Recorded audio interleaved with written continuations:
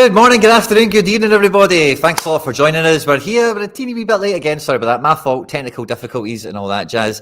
But we are here for the Sorare deadline show, the Soline Rare show, or whatever I might almost said there. I am Quinny, and I'm joined as ever by Harry Trades, my co-pilot. Harry, good to see you, mate. Good to see you, mate. Yeah, another fun week. I mean, it's always a fun week when PSV aren't playing, right? So, well, I think all us non-PSV holders will definitely be happy this weekend, I think.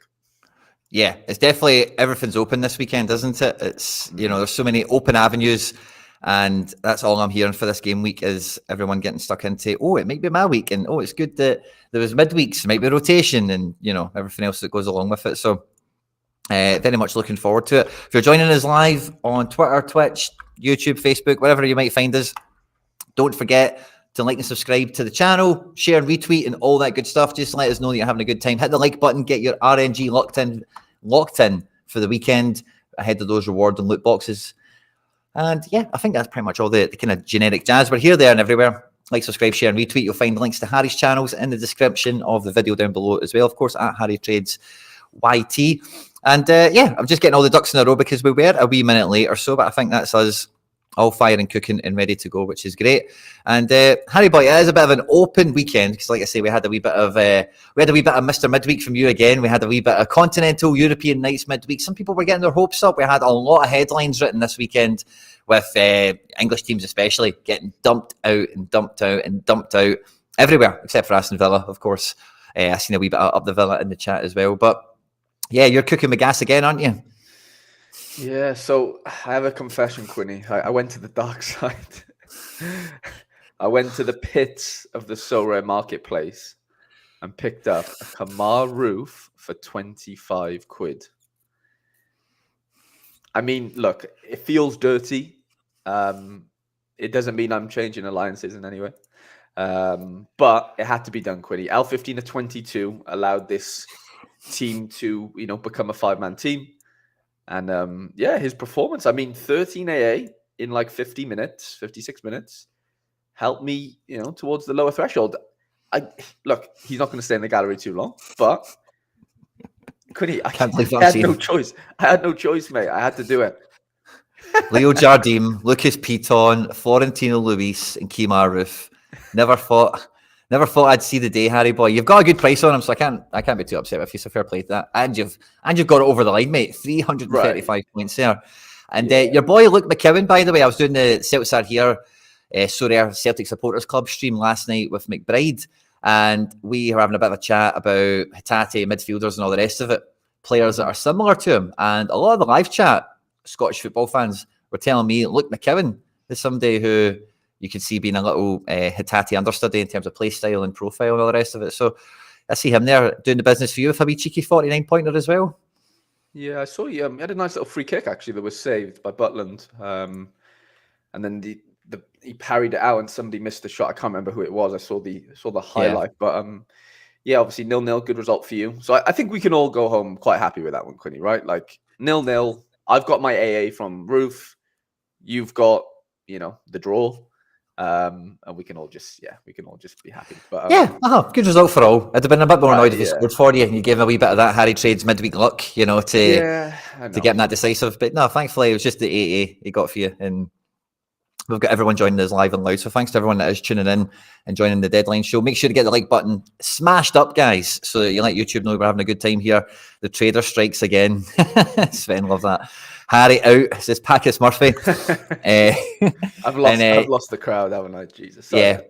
Push notification to everyone. Harry has been relieved of his deadline show duties immediately. You know what's ironic though, Quiddy? I had a player score 96 points in Santiago's Ramos Mingo, but the caveat is he hasn't played for a couple of games, and I knew he was in the squad. I didn't know if he was going to start. He obviously started and scored the winning goal or whatever. So I didn't looking back, I could have just played a 4-man. I know that would have been, hard to predict, but I could have just somehow, instead of Luke McCowan, I could have played. Well, no, actually, I would have needed a forward. Anyway, there was a way I could have done it because Spitic started and whatever, right? But yeah, basically, I didn't need to buy Roof on reflection, but obviously hindsight's, a wonderful thing. It is indeed. It is indeed. So congratulations, mate. It'll be a wee bit of Friday night joy for you, getting a wee cheeky threshold. And last week we had some mad deadline drama. I was deleting teams and redoing everything right all the way up to the end. And thankfully we managed to get some success from it. You know, we actually had a pretty good weekend, which was nice, managing to catch the last minute call. So you guys, while we are listening to the stream, if you're also flicking through your phone, you're on the Twitter timeline, you're catching the press conferences, any breaking news, Sorare Scouts and Managers, get it in the live chat as well. Because as you guys know, it's all about winning. It's all about smashing the teams out, and you can't do that if you don't miss the breaking news for teams and players that are in and out and everything else. So spread the love, spread the intel as much as me and Harry will do our best to get all that to you. If there's anything you're picking up from the press conferences, etc., get it chucked in. But Harry boy, I was listening to you and Andy on our data preview, and this feels like a really open game week, doesn't it? Yeah, big time, mate. I mean, the most obvious thing for me is, obviously, when we open this tab up, there's always normally, an 80+ win percentage, right? It's normally your boys. It's normally PSV. Right. Might be Feyenoord. It's probably, it can be a couple of teams, right? But this week, nobody above 76, which shows that, it doesn't just show that anything can happen, but it obviously shows that there's nothing incredible out there as far as fixtures go. I'd say anything above 80 is like, you're looking at your 5-6 nillers. Not to say anything can't, those can't happen. I think Galore actually at home to Pendix Boys, a ridiculous fixture. And I'm somebody that would know that with the Pendix Sport keeper. So I know that one's going to be, hefty, right? But yeah, mate, outside of that, like, I know there's loads of homes in here, which we can get into fixture wise, but mate, I think it's going to be one of those weird weeks where a lot of teams play midweek, or next midweek, your PSVs, and we're avoiding a lot of the Eredivisie or all of the Eredivisie this weekend. I think this one is honestly wide open. I really do. Do you want us to change it from All-Star into something else, or do you want to, what do we fancy? I was just thinking, looking at it, by the way, very non-champion, So normally, I think we've been kind of starting with champion, working our way around, but Galatasaray cooking up there. Salzburg, who have qualified for the inaugural new version of the Club World Cup after Arsenal got eliminated from the Champions League. So some extra global utility there for the old Salzburg and Contender. Rijeka Contender. Braga, we don't have cards for. Zenit's kind of in the middle there. Mm-hmm. Same with Sporting, Porto. Where do we start? I think we maybe do still start with champion, because I think because the games are so tight, it's going to be it's going to be a bit more of an open game week. If you don't have the Bayern, you don't have the PSG, it is El Clasico, it is the Milan derby this week. So many power teams are kind of locked off against each other. There will be some good scores, of course, but you kind of think generally like you kind of eliminate a few heavy hitters out in those kind of fixtures, look at the champion. I think there's just because La Liga has got the top two of the top three there, I thought maybe we'll start La Liga. We know the English Premiership, obviously the title race this weekend. Maybe we start with England, because it's actually got not too many fixtures in it this game week because of the FA Cup and whatever. So we see the top English team there is Arsenal. They're at home to Wolves. Now, Arsenal have got it all to do this weekend. Saturday night they play after being eliminated by Bayern Munich. Man City don't play this weekend. So Liverpool and Arsenal are both going to go a game ahead of them, and potentially a couple of points in the lead. Liverpool don't play till Sunday. So there's a wee bit of pressure on Arsenal here to get the job done, to get the points in the bag, etc. And if they do drop points, maybe puts a wee spring in the Liverpool step for Sunday, because maybe they can take Arsenal out the picture a little bit. Wolves have been no mugs this year, and looks like a kind of strong first, full strength enough team. Maybe no Hwang. I'm trying to think who else has been in midfield other than Doyle off the top of my head. But yeah, pretty full strength. Lamina, Kilman. Bueno's made this place his own. Dawson, although Fitz remains on the bench. Nuri's 50-50 for this one. Formidable team. They know how they play. Gary O'Neill's one of the outsider shouts for manager of the year. He's not going to win it, but he's done a really good job. No two ways about it. And do we think Partey coming back into this Arsenal team lifts him up a level ahead of Jorginho being in that? I wouldn't say. It's a different type of player, but yeah, I don't know whether that really does anything. Well, not anything, but yeah, I don't think it changes much, if I'm being honest, mate. Obviously, it's a different dynamic, but I don't know if that is the difference. Man, this is a big game for Arsenal. Like, they have to pick themselves up from midweek. Like, not easy going out. Not that I know, but it's not easy going out in the Champions League and on for a big year and stuff. Potential, winning both or whatever. And now you're looking like you slipped up last week and you've not in the Champions League, and now away to Wolves isn't an easy game. I don't know. I don't know if I fancy Arsenal here that much, if we're being honest. Like, clean sheet wise, I think Quinny playing is a massive sort of clean sheet, stopper or whatever we can describe it as. And I think, I think Arsenal, you'd like to still think they win the game, but I don't think they'll walk all over them. I really don't. No, I think Partey on an L15 or 29 and Tommy Hasu on an L15 or 25 maybe opens up some fun possibilities for Arsenal if you've got the collection on the go or whatever. But yeah, it does feel like it's maybe not a stack game. It's maybe, Odegaard rips 100, maybe Rice hits an 80, like one of them, or something like that. And whoever gets the goals collects some points while they're at it, rather than it being the full kind of spread through the spine. But yeah, 3 points is definitely order of the day. Liverpool is the second top Premier League fixture there as well. So they'll be playing on Sunday against Fulham. And Fulham, are no mugs either, especially at Craven Cottage. Willian and Iwobi in the wide areas have been very impressive this year. And Muniz is putting the ball in the back of the net. So, this is, again, kind of similar. A really, Wolves, Fulham, good, strong Premier League teams that have something to play for, have weapons in their arsenal. And Liverpool will give Fulham the space to play in, because with Trent back, Robbo at full-back, they need the points as well. They're just good. They will be Gengen pressing. They will be clock balling their face off with this one. This could be quite exciting, couldn't it, for the neutral? Yeah, no, this will be a good game. Fulham, I'd fancy Fulham. If there's going to be an upset, I don't think it's Wolves beating Arsenal. I think it is Fulham, turning Liverpool over, if I'm being honest. And that's somebody with, I'm playing a couple of Liverpool cards this weekend. But, at home, they are really, really decent. Really strong defensively. Robinson will give, who will that be? He'll beat Salah, won't it?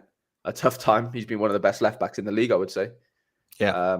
And so, obviously Trent back, Trent being back's huge, but, they'll travel from Italy last night and all that, fun stuff. I know they don't play till Sunday, so it's not terrible, but man, I don't know. Again, that's one of them where you got to pick. I know it's not only, but it's not the Champions League they're going out of, but still, it's still a chance for, a Klopp trophy on his last hurrah. And yeah, this weekend's massive. This is where we'll see if these teams are, can kind of, overcome the sort of disappointments of midweek, but also, sort of try and carry on with what's to come, in the last stages of the Prem. So, I honestly, I can't call this one. I think this one's really tough to call, despite Liverpool being favourites in the Premier League this weekend, as we can see by the odds.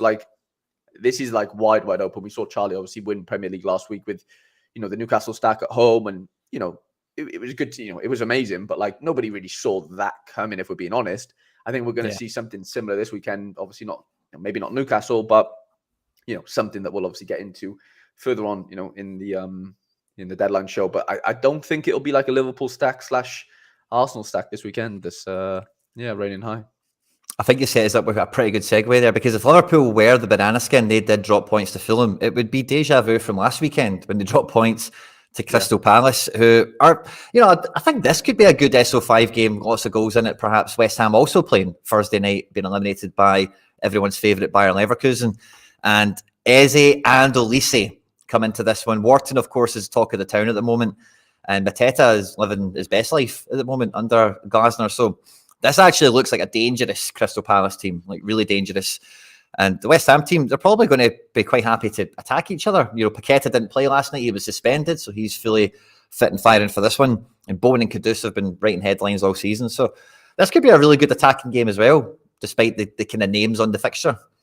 Yeah, no, this could actually be, it's a London derby of some sort, isn't it? I do think this could be quite tasty. Obviously, West Ham, I watched the ending of the last game last night, and they just looked knackered, bless them. They just kind of give it their all. And obviously, Frimmers was there to, just sort of save the day for Bayer Leverkusen in that sort of not losing all season streak. But I don't know. Again, it's one of them where they have to pick themselves up and go again. I know they're not really playing for much right now, the West Ham. It's probably the issue, right? How do you motivate a team of players that just went out in, the European stage and don't really have much to do in the Prem? What have they got to fight for, really? If we look at the standings, I don't think there's much on the line, is there? For Palace, no. But I think it's total pressure off West for them. Ham as well, sorry. I think both of them are kind of... Well, West Ham have got Man United to kind of hunt down. I know Moyes will probably leave end of the season, but I think they definitely want to be finishing top 8, top 7. It's definitely got to be the aim. Can they? Yeah, check the standings for me. I don't know if how realistic is. So what are they? 2 points of Man United and Newcastle. No, they both have a game in hand. which is the tricky element of that. Right. Yeah, good point. Yeah, I mean, fifth is out of reach, isn't it? If we're being Totally. honest. So, Yeah, like, totally. does sixth and seventh get Europa League, or am I just Yeah. imagine So they do? Yeah. fifth might be Champions League. I don't know if Okay. that's maybe now that everyone's been eliminated. I don't know if fifth can go to the Premier League. Maybe we need to watch out for that. But yeah, I'm pretty sure European spots go down to seventh with this one. Depends on cup winners. Maybe eighth gets fluky, just because everything's been redesigned recently. You know, I've with all the seen new that. Yeah. Okay. formats So and stuff. So there's something to play for, but yeah, like you said, with the no, I mean, like even Chelsea there. Chelsea have 2 games in hand over West Ham. So, West Ham could end up finishing like, ninth quite easily there, if we're being honest. just don't watch out big time. Yeah, so I don't know. Yeah, they obviously do have something to play for, but yeah, I don't know. I think there will be. I think it still will be a fun game though. Maybe like a little 2-1, 2-2. I think there is goals in that one. Lads, Zaire Emery or Palacios this weekend? Ooh, wait till we come to the continent. That's a tough choice. You said with this game, Harry, this is they don't know if there's much to play for. When you said that, the first game that sprung to my mind is Everton versus Nottingham Forest, because who knows how many points are on the line with this game? It might be 3. Yeah. It might be -2 for somebody. You just never know what's going to happen with these two teams. So Everton at home, quite strong. Good to see Onana, Doucouré in midfield there. I know everyone's waiting for Dwight McNeil to become decisive again. Onana, Branthwaite, Tarkowski. Decent outfit for Sean Dyche's men. Gio Reyna has been in the Premier League, in case you forgot or you might have missed it, and he's accompanying Morgan Gibbs-White and Callum Hudson-Odoi.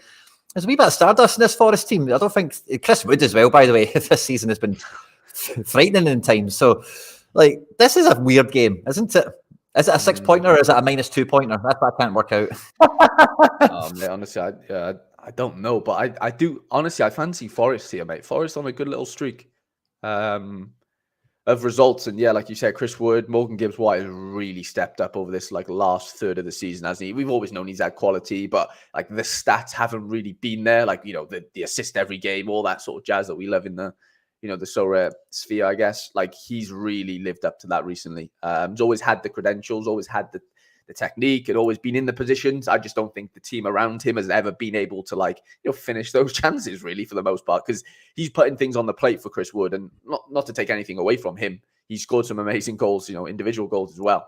But, Morgan Gibbs-White, Callum Hudson-Odoi, obviously, yeah, Reyna's come in and has done well over the last game or so. I think he got an assist last game maybe. And yeah, I'd be, if I'm Everton, I'm worried here. Sorry to any Toffees out there, but yeah, I'd be worried, because I don't know what the standings look like exactly points wise.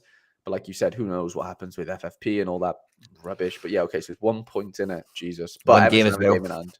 Yeah. So, Forest, everything's on the line here, isn't it? I think if Forest win this game, Jesus, Everton are in, lots of pressure there at the bottom. And yeah, I know we haven't got to it yet, but Luton play at home as well, see, which is a funny one. So I don't know, it's quite exciting down there at the bottom of the Prem right now. Yeah, Luton at home, again, similar to Fulham. The home field advantage is something they definitely have going for them at their little place. Brentford and Blemo, maybe back in town. Maybe that's what they need alongside Tony to kind of get themselves back to playing the way that we kind of thought Brentford would this season. They are just above the relegation fight. They're not in it, but they're not far away from getting dragged into it if they don't sort their stuff out. Pinnock, Collins and Ayer looks to make up the back three. So this could be a good AA game for defenders in this match. I don't think any of these teams are scoring 3, but it's probably, a lot of high balls, clearances, set pieces and stuff. That's what I'm kind of expecting anyway on paper from this, with a 5-3-2 against a 3-5-2, so it's just going to be man for man everywhere, isn't it? Yeah, man for man. Yeah. But like you said, the home advantage for Luton, I think, is quite big. Obviously, we know they've managed to slay a few big boys at that ground this season. Maybe not recently, but yeah, they're obviously all the pressures on Brentford to win the game, but also Luton are in a relegation fight, so they'll be right up for it. Like you said, I think it will be a scrappy one. You'll see Tony elbowing a few boys at the back, and I think it'll be chaos, to be honest. Score-wise, though, it's tough to. I'd be shocked if there's a clean sheet on either side, if I'm being honest. The Prem has been like that. We used to say, we do say, Bundesliga is just full of goals. It does feel like the Premier League's getting that way, which it can't be a bad thing from an entertainment standpoint, but for an SO5 standpoint, Quinny, it's a fucking nightmare. So, as far as clean sheets go, it's just tough to. It's really tough to unless you're like one of the big boys. But even then, like Man City always seem to concede, like we saw against Luton last week, and it's just really tough, really tough to predict. Yeah. In terms of entertainment, I think Sheffield and Burnley have provided us none and tons in equal measure for different reasons. But yeah, Sheffield, kind of nothing to play for. They are pretty much nailed to the foot of the table at this point. Wee bit pressure off, perhaps. Burnley have that slither of hope of if they beat Sheffield, maybe they can still be busy and drag a team into the fight with them. So, you know, they've still got stuff to play for. Both teams are on screen. Muric has been confirmed this morning to retain his place. Last night when I checked this, it was 50-50. But that's now went to 90% on Muric. And we're talking about excitement. One of the most exciting teams in European football. I'd call them the English Leverkusen, has been Aston Villa. You know, again, going strong in the Europa Conference League. They're through the semi-finals now against Olympiacos. And, you know, last time they played Bournemouth, it was right off the back of playing a Europa Conference League group game. I think it was away to Legia. Do you know what the score was on that day, Harry? They pumped them, did they? No, it's 2 each. Oh, was it? Wow. So Bournemouth in a wee bit of form. Villa, a wee bit of a fixture pile up. We're talking about entertainment. Villa love to score 2. They love to score 3. They love to score 4. And Bournemouth have not really been a pushover this year either. Although they've not been great and blown teams away, they've been in every match. They're collecting points. They're getting themselves going. Yeah, big time. This could be a tricky one for Villa, maybe. Yeah, I think this could be tricky. I think Bournemouth have a lot of pace on the wing. Solanke's obviously, showed probably for the first time ever. He is probably a Premier League number 9 in a lot of ways. And yeah, Kluivert's done well in spells. I've seen him show lots of glimpses of quality. And obviously you got Christian Cook there, the sort of double pivot, looked really good. And the defense is pretty solid. I mean, Smith's been around for years, but Kirkes, we know how good he is from, if you've played Sorare over the last couple of years. And yeah, Zabanier, or however we pronounce his name, he's been ridiculous. Like I think, there's been a lot of, I've seen a lot of press talking about, potentially a big move for him, the next sort of Ukrainian £100 million player after Mudryk, all that rubbish. I know it's tough to do that, to pay that for a defender, but he does look decent. And then Senesi's been good as well. So yeah, Villa coming back, from France yesterday, and they'll probably had a little party last night, I'm assuming. Well, maybe not. Yeah, maybe not. But I'd be shocked if they would have a couple of beers. I don't know, but that's well, I don't know. For winning a quarter final after the dance,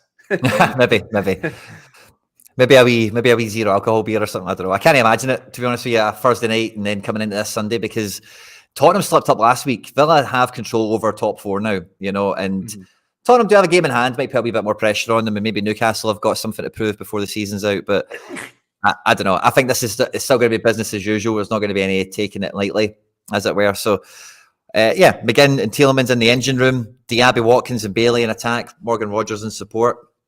And I think we know how it's going to go. But that's the Premier League, guys, for this weekend. So the Premier League competition, no Man City, no Chelsea, no Newcastle, no somebody else we're missing, Man United, Tottenham as well. Yeah, so a few teams missing. So that competition is maybe a wee bit more open. Don't know if Villa quite have the stack power like we're talking about. Arsenal and Liverpool definitely don't seem to be all that in a bag of chips this weekend. So it might be a composite team that we see kind of running the roost in the Premier League. La Liga was the next league that seemed pretty high on that champion list. I think we'll touch on the most important fixtures and we'll skip by the nondescript ones. El Clasico is the headline act, of course. I don't know how we're going to do for SO5 scores out with this one, but Real Madrid, I want to say Mr. Champions League, also they're not a person, but you know what I'm saying. There's just the absolute epitome of it. So I feel them coming into the El Clasico, they're going to have a wee bit of that we're Real Madrid coming out the tunnel, because they're living it now, this group. I know Camavinga's won Champions League and a lot of these other guys have as well, but overall it is like a new generation, isn't it? And like that victory over Man City will give Bellingham, Tchouameni, some of these other guys, like it'll give them an extra foot in their step or in height. I think Real Madrid look good for this Clasico. Big time, mate. When I was on with Laird on Wednesday, I think, was it Monday's show? I can't remember which one, but I said if Barcelona go out and obviously Real Madrid go through, I think this El Clasico one, it must be Wednesday because we've obviously previewed the show, or the fixture, sorry. Like, I just had a weird feeling that Real Madrid could just walk all over Barca here. I've got a really bad feeling that. I think I saw a lot of stuff on online, how true it is all the time, but it was something like, the Barcelona dressing room just looked absolutely like, it was just like a ghost in there. Like, it was just crazy, crazy quiet. And obviously big shocks, and I think there was like a massive brawl as well. Did you hear about the Mbappe brawl? Mbappe was like saying something in the tunnel or something about like, I don't know if someone can get the direct quote, but it was something about Hala Madrid. Nah, well, yeah, nah. It was like this is football or something. This is football, and it was like a 60-man brawl. Oh wow! Apparently, it went off a little bit, yeah, which is decent. But yeah, no, I honestly think Madrid could absolutely batter Barca here. I genuinely do. Barca are like a B-Tech Man City, aren't they? So yeah, without the quality and without the depth, and yeah, there's some wicked players there. Don't get me wrong, but I just of course. really think, but if Real Madrid can handle City, like I'm not looking at this Barca team thinking, oh, they better watch out for Gundogan. You know, like you know that kind of like. No, I agree. I do agree, but like, yeah, I really think they just seem hungry, and that aura that like the Madrid badge / players / all that sort of things that come with it, like. I don't know. I just think they just like Bellingham's just a born winner. Like he's just got it in his DNA. And like I know that's only one player, but that does, that sort of breathes through the whole team. And I think to play for Madrid, you obviously have to have a bit about you in that sense. And yeah, I really think they're going to extend their lead this weekend. 11 points that'd be then. Yeah, 6 games to go. Gives them a lot of comfort going into the Champions League knockout rounds. They can probably just piss the league off. Just get it over the line. So yeah, 6-pointer for them. El Clasico is always a big game, always entertaining. I think Girona were the top-rated game. I think I've seen that right for La Liga. Athletic Bilbao are, and then Girona. Oh, sorry. Is it? Okay. We'll look at Athletic Bilbao first. Then. You can't have it all your way. Bilbao been pretty good this year, if not spectacular. They've been, won the cup this year. They're quite buzzing. They're pushing top 5, maybe getting into Champions League spots. That kind of situ. We've got both the Williams. We've got Sanset, Unai Simon. All the main players are here, and Granada. If they don't score a goal, Athletic Bilbao could have some big AA in a game like this if they do score 1 or 2. But Pelistri, Lucas Boy, Uzune, and he's not in the team here, but I'm sure they've got somebody else that's pretty exciting. They do have talent, it's just not that much of it, sadly. Yeah, they've got a couple of players. Pelestri's really decent on his day, and yeah, just probably inconsistencies throughout their performances. But yeah, 60 goals conceded. Yeah, this could be the stack this weekend, Athletic. Obviously, Unai Simon in goals. Obviously, very good keeper. You'd obviously have the Williams brothers in there. I don't know who you'd have at mid. I don't know whether they have somebody that really pops off there, but. Okay, he is 100 capable on this day. And 2 draws, 0 losses, and 15 away games for Granada. Wow. Scoring 12 goals and 15 away ties. That is statistical heaven, isn't it, for Athletic? Right, yeah. Yeah, I mean, there's no massive SO5 score there. Nobody above 60 apart from the keeper on the L5s or 15. So, yeah, you probably won't expect a crazy smash, but I do think, you'll see a couple of those players flying high on the leaderboards, 100%. So number 2 will be Girona then. And the team's pretty nailed in for some injury, some training absentees and all the rest of it. So the team on screen is basically nailed on to play, which is cool for any of us that get cards. And, Girona have had some bumps in the season so far. They were in the same breath as Leverkusen and Villa for a little period, of, they're top of their league and, isn't this fun? And it's kind of faded away a little bit. The Cadiz team is on screen if any of you want to see that. But, the pressure's still on. Atletico Madrid are starting to come good. There's only a 4-point gap between them. And I don't think Athletic Club can really catch the top 4 here. But if Girona did get surpassed by Athletic Club, they will start to sweat it. So a game like this against Cadiz in the relegation zone, it's surely got to be a good Girona game, because Girona were the top scorers in the league. They were bashing teams. And surely this is a game. This is what I'm thinking anyway. I'm telling myself I'm picking to get back a bit of that, Well, I think the motivation's got to be if Barca lose this weekend and Girona win, they're 2 points behind them. Ooh, yeah. So, I think they would like to obviously finish as high as possible, but doing that, and surpassing Barca maybe has got to be the motivation, hasn't it? And seeing them go into 3rd or 4th, maybe. I think this will be a good game for them. I do. What was the next one on La Liga? We had Girona, Athletic Club. Celta Vigo, actually. Celta Vigo, it's been a while. I don't think we've seen them on this show all season. No, I don't think we have, mate. But it is obviously against my my Las Palmas defensive stack, which is just great. Just what I need. Yeah. So Rafa-less Celta Vigo. I've actually seen this morning that Rafa Benitez is closing in on becoming the manager of Sao Paulo, or a team like that anyway, like a big Brazilian giant. So Manquillo is back in the team. Ferran Beltran is fit and available. Saul Bamba, beg your pardon. Jonathan Bamba. Scottish football fans have a chuckle. Big players in this team. Aspas, of course, the legend that is. And the boys from Las Palmas, Gran Canaria, Cardona, Marmol, Valles, Kirian, Perrone, Moliero, Munir, all the talents there. Yeah, it just hasn't gone well for them recently. Ever since I bought that defensive stack, Quinny, oh my God, it's just been a disaster. Honestly, like last week, Quinny, right? Who did they play? Oh, it was Sevilla at home. I'm like, okay, I got my defensive stack. Can we keep a clean sheet today? They play Sevilla, obviously very close in the league. Not an easy game, but not, definitely not the hardest of games in that league. And Saul Coco, I think his name is. Like, I have his card because I played him in 240. He doesn't normally start. He came in, I think, for whoever the other centre back normally is, and gets red carded 7 minutes into the game. Quinny, it's just like, what chance have you got when your defenders are just pulling people back on, last man, whatever it's called, last man. And it just ruins it. Obviously, they end up losing the game 2-0. And I just hope. Yeah, I know Celta Vigo are big favourites, but I just hope this is just a 0-0 and they just go, you know what, we'll both shut up shop and we'll just take a draw. Yeah, let's hope so for the old defensive stack on that one, for sure. I'm quite surprised how highly rated that game was, because Celta Vigo just haven't been scoring too much.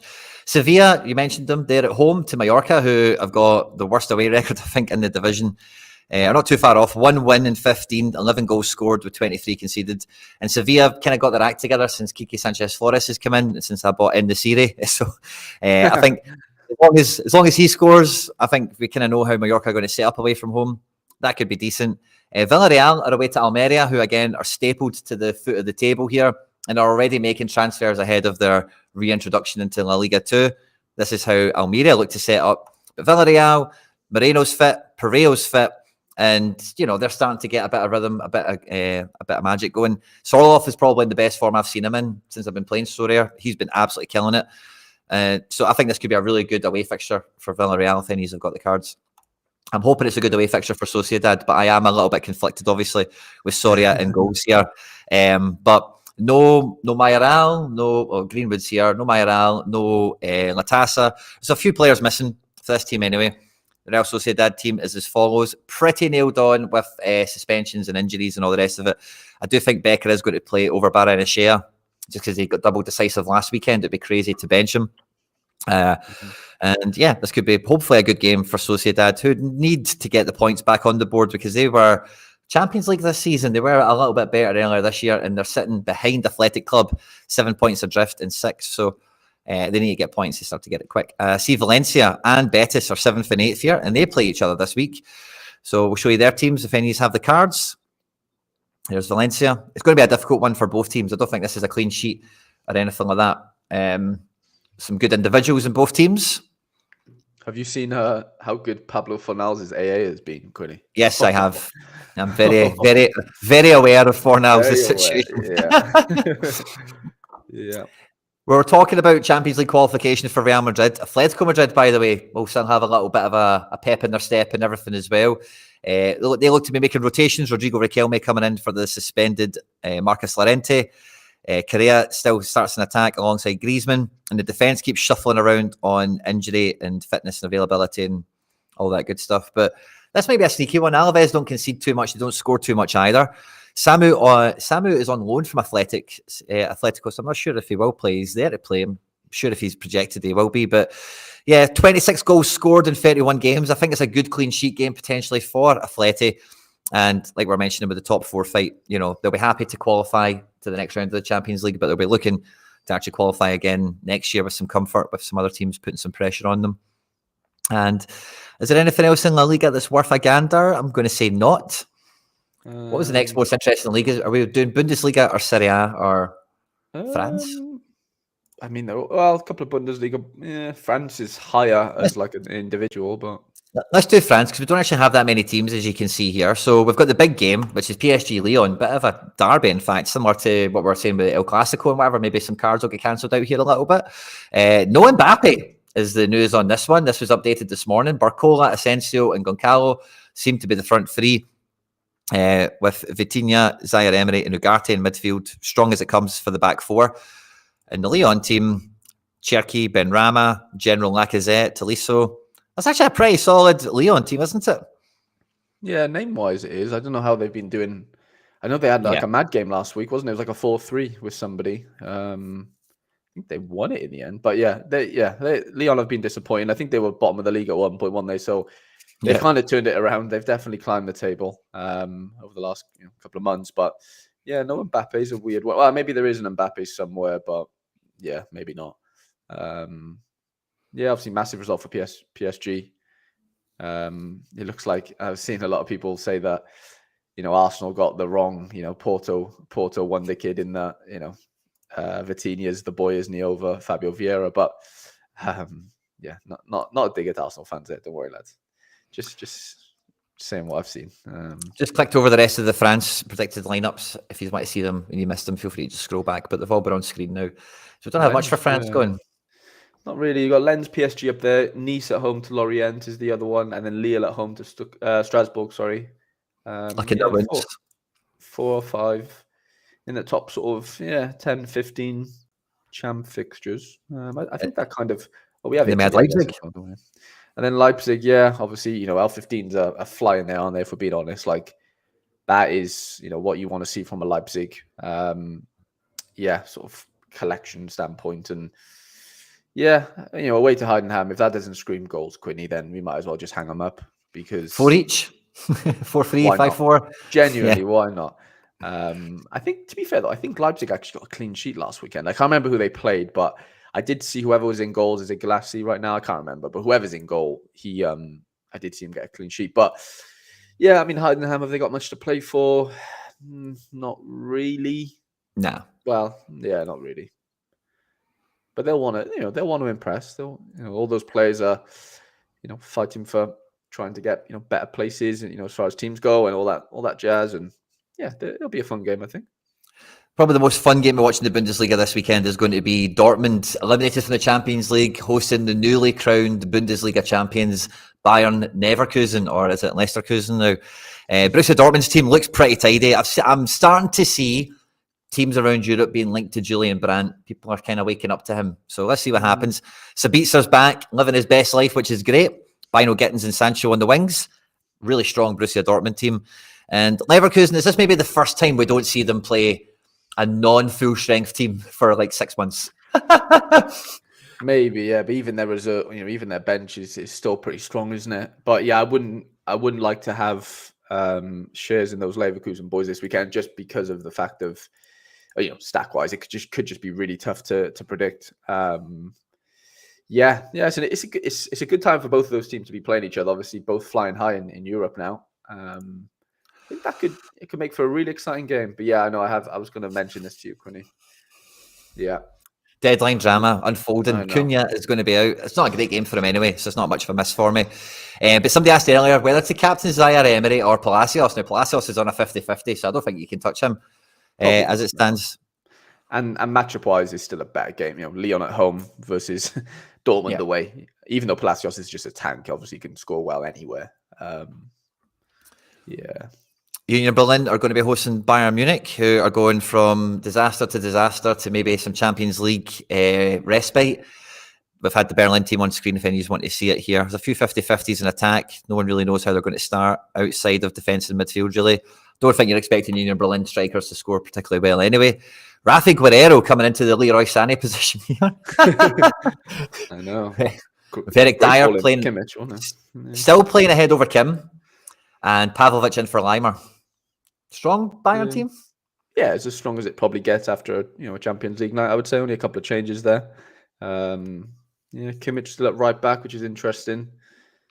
I mean, it's not the best team in the world, is it? If the Bayern could put out, but there's lots of experience in there. I think, I still think they get through this game quite comfortably, but it's not, they don't have the blitzing pace of your Komans and Leroy Sané's and whatever to help them through. But do they really need it? I mean, lots. I was seeing, I can't remember who it was, like a Bundesliga expert, and he was saying that Bayern have quite a bit of success in the Champions League because they're able to play against teams that just don't sit in. They're playing against teams who are quite dynamic and will press, from the front and stuff. Whereas in the Bundesliga, every team just allows them to have the ball, and they just have to try and break every team down. Which, do you really need crazy amounts of pace on the wings for that? You probably don't. You probably need a bit more, players being in the holes and all that fun stuff. And yeah, interesting one. Paddy Gill, thank you very much. He's gifted some memberships into the live chat. I think some of you have picked them up. We did some members action this week. We've been doing lineup builders and gallery reviews, so stay tuned to that. For all the people who have picked up the gifted memberships, just catching that now. Thanks very much for all the support on the channel, guys. Means a lot. And yeah, Harry, I make you quite right with a lot of that, but Stuttgart are breathing down Bayern's neck a little bit. So, they might have big egg on their face. Undav is back, Gerassi's back. We talk about this team most weeks. They've got some really good individuals. They've got Nubel now signed on and extended his loan for a couple of years. So Stuttgart vibes are happening. Werder Bremen's team is on screen if any of you care for it. But if you look at the table, Stuttgart and Bayern level on points. Exact same record, basically 23-6 there for wins, draws and losses. Wow, that's mad. That's nuts. Yeah, both away. And Stuttgart might be feeling that kind of way of we have a season where we're as good as Bayern, but we still don't win the league. So a little bit of that for them. But yeah, Gerassi, Undav, I think really good attacking stack to be had in this game probably, because motivation here is 10 out of 10, isn't it? Yeah, big time. I'm seeing a bit of chat there about me picking up a gifted membership. I don't know how that happened because I'm not in the chat. I don't know how that happened, lads. I haven't even got the chat up or anything. I don't know how that works, I'll be honest. But I'll take it. I'll take a little month in Quinny's member. Take a wee lineup build. Yeah, why not? Why not? Frankfurt team is on screen. I'm only putting on because I know there's some proper players in here. Hugo Larsson's reputation has really grown over the last month or two. His L15 is pretty honking, but if you are watching the Bundesliga, he's probably a player to keep your eyes on. Ekitike is lining up a permanent transfer here as well. They're playing Augsburg, whose team is on screen. Wolfsburg are at home to Bochum. I know Wolfsburg have got some interesting players, so I thought I'd put their team on screen for you to see the predicted 11 here. The Bochum team, just since we've got them. There it is there. And in the Bundesliga, do we have anything else of interest? I'm going to say not. Probably not. Well, yeah, no, probably not, mate, actually. I think it's probably Serie A time, I think, to close out. Champ. I was going to say we don't have a Milan team, but we do. It must have just came in because it's not get the wee icon here. So AC Milan's predicted team in the Milan derby is actually pretty tasty. No Yunus Musa, but it's Reinders and Benacer in the midfield engine room. Gabbia, Tamori, Calabria and Tio make up the defence, and we've seen Pulisic, Giroud and Rafa Leao consistently all seasons. Quite a strong Milan team at home, in air quotes, for this one. And the Inter team has been the real copy-paste team of the season, hasn't it? For the big games, for the, got to win this one. Big time, yeah. This will be a fun one, I think. Obviously, Milan, they went out last night, didn't they? Yeah. To Roma. Yeah, maybe. To Roma, yeah, I saw that actually. It was a mad game. I think they went 2-0 up, red card, all sorts happened, I think. But yeah, no, I don't know how to call this one. If I 1-0 Inter. My head, yeah, I was gonna say gun to my head is into 1-0, isn't it? But they'll have a tough time keeping Leao quiet, so yeah, that's nuts. Fair play. That's a hefty lead, isn't it? Jesus. 14 points with 6 games to go. So after this, it will be 5 games to go. Yeah, they can win the league in this game. If they beat Milan, they'll win the league. Wow, yeah. Away from home. Maybe even a draw. There's a draw do it. So they would be 14 points with 5 games to go. No, a draw doesn't do it because they could still have a 15-point swing. So if the Inter win, they win the league. That would be something else. That's like riots, isn't it, at full time? That's nuts, isn't it? Yeah. What's the chances of this game being on, this part of the calendar where, Inter could obviously win it? Yeah, that's actually mad. Great motivation for them. AC Milan were eliminated by Roma, and they are playing Bologna. Now, Bologna have been one of the talk of the towns of European football this year, and Roma under De Rossi are gaining some momentum and a bit of form and traction. This is a predicted Roma team. I'm seeing Lukaku linked to Saudi this morning, so watch out. Watch out, any holders out there. And the Bologna team now missing the Scottish warrior, Lewis Ferguson. He's out for 4 to 7 months. And for any Scottish football fans, there's a big podcast in Scotland called Open Goal, and Lewis Ferguson's dad is on it quite regularly. He used to play for Rangers. I was listening to it earlier this morning. I won't go into it in much detail, but he's talking about how gutted. He's saying how Lewis Ferguson's a better man than him and all that, because he's being professional and composed and hey, sometimes these things are meant to happen and all the rest of it. And he goes on to talk about everything he's going to miss out on now for being injured. He's mainly talking about the Euros. And he subtly mentions, obviously he's going to get in trouble for saying stuff, he's been told off for it before, but he does subtly admit, he says, and other stuff. Now, what other stuff could be on for a football player that an injury would undo? He's been heavily linked to Juventus. Yeah, so if you haven't watched Open Goal, go and catch it this morning. You'll see what I'm talking about. But Fabian is coming in. This guy got a little bit of praise when he came in earlier this season. He's a bit of a kid coming through the academy. Xerxes, Orsolando, Salamakers in attack, Calafiore, Christensen, Lucimi, and Posh in defence with Skorupski, L5 of 72 in goals. This will be hopefully, I'm hoping this is a 0-0 Italian masterclass for my goalkeeper, but this is Roma will fight and Bologna will be fighting 4th and 5th in the league, 4 points between them. Roma with the game in hand. This is a 6-pointer. Yeah, Roma will definitely want to go out and win that game to try and overtake Bologna with the game in hand. Big time. Monza are going to be hosting Atalanta, who slayed Liverpool last night. The Monza team is on screen if any are mad enough to be stacking that this week, because Atalanta bring the goals and they are full strength, fit and firing for this one. Same team, I think, as we've come to know and see. Lookman, Scamacca and Koopmeiners as the attacking outlets. So that could be pretty decent. Fiorentina, I think they did qualify. They beat Pilsen. They're through to the semi-finals of the Conference League. They're hosting Salernitana. The streets won't forget this team. And now, I must say, by the way, Harry, I watched Salernitana Lazio last week. Obviously, we never got into those Tati Castellanos decisives that we were praying for. But I was looking at this guy, obviously, because Laird has got him. They just kind of caught my eye on the deadline show. They'd be playing. And this Tunana guy, he is a player, by the way. He's big, he's quick, he can dribble. He is a player. One of the guys in my WhatsApp who I'm quite close to, Sorare Cymru, actually, little shout out to you.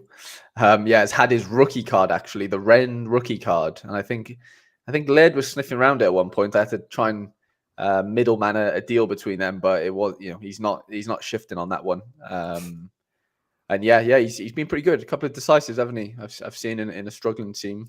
One to keep an eye on. Yeah. The Fiorentina team is on screen. Nico Gonzalez looks to be rested for this one. And Quattro, who was rested, is looking to start this one. So there we go. There's that. Anything else in Italy? Napoli will put on screen their away to Empoli. So that might be the stack, maybe. Yeah. They get beaten a 2 or 3-0 victory here with the usual suspects, Osimhen and Cravadonna back in town. This could be a sneaky one. Yeah, that's probably the one, I think. When I was lineup building yesterday, I saw, Napoli's players are quite, rated highly by Sorare and whatever. And yeah, that could be the one. That could be the one that really pops. I agree. The Fiorentina is very hard to get predictions for. That's kind of all I'll say. Laird, the rookie is going to the grave with him. Yeah, literally. That's what he said. And Lukaku's injured as well. Oh, okay. So maybe he's not going to be playing for Roma. So who was behind Lukaku? Oh, nobody.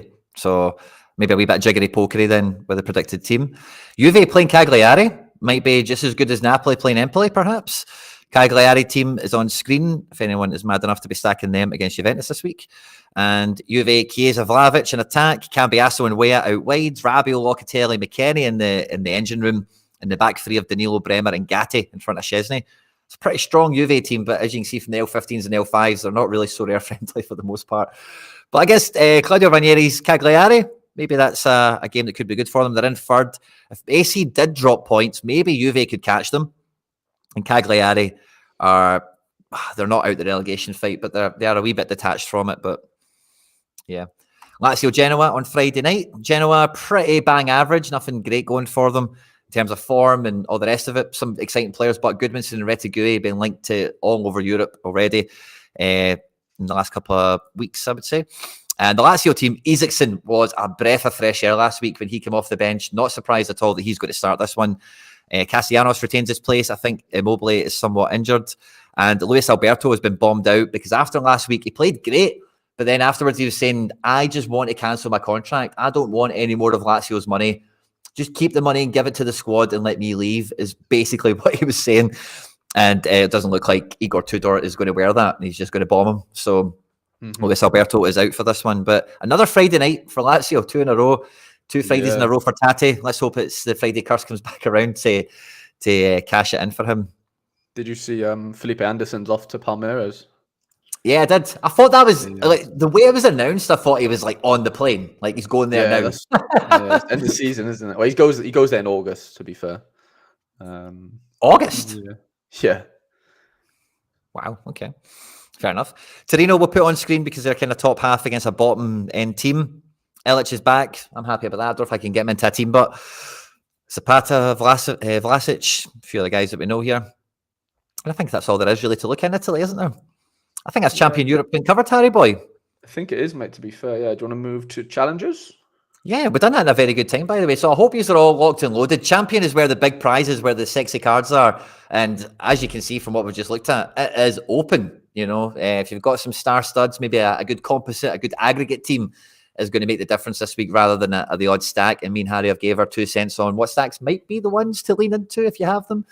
And all the rest of it. But yeah, let's have a look at one of the regions and see what we've got here. Harry boy, we'll spend 20 minutes on maybe each of them, and then we can get into any shenanigans mean you need to tart out with teams and all the rest of it. Challengers, you mentioned Galatasaray. I think that's the best place to start. Definitely. I was doing lineup builders for members last night, and I think as you were as well. And Mertens and Icardi look kind of irresistible this week, don't they? Yeah, that Yilmaz as well has been really, really good. Under 23 he is as well. Yeah, been getting quite a few decisives, but yeah, Mertens is the boy, obviously on set pieces. And I think Monday night they played, and he had like 7 key passes or something stupid, and I've obviously got an assist, and yeah, really popped off. But yeah, this is the game big time, because Pendixpor are fighting for their lives, but just not enough quality. I'd be very, very surprised if anything comes of this for them.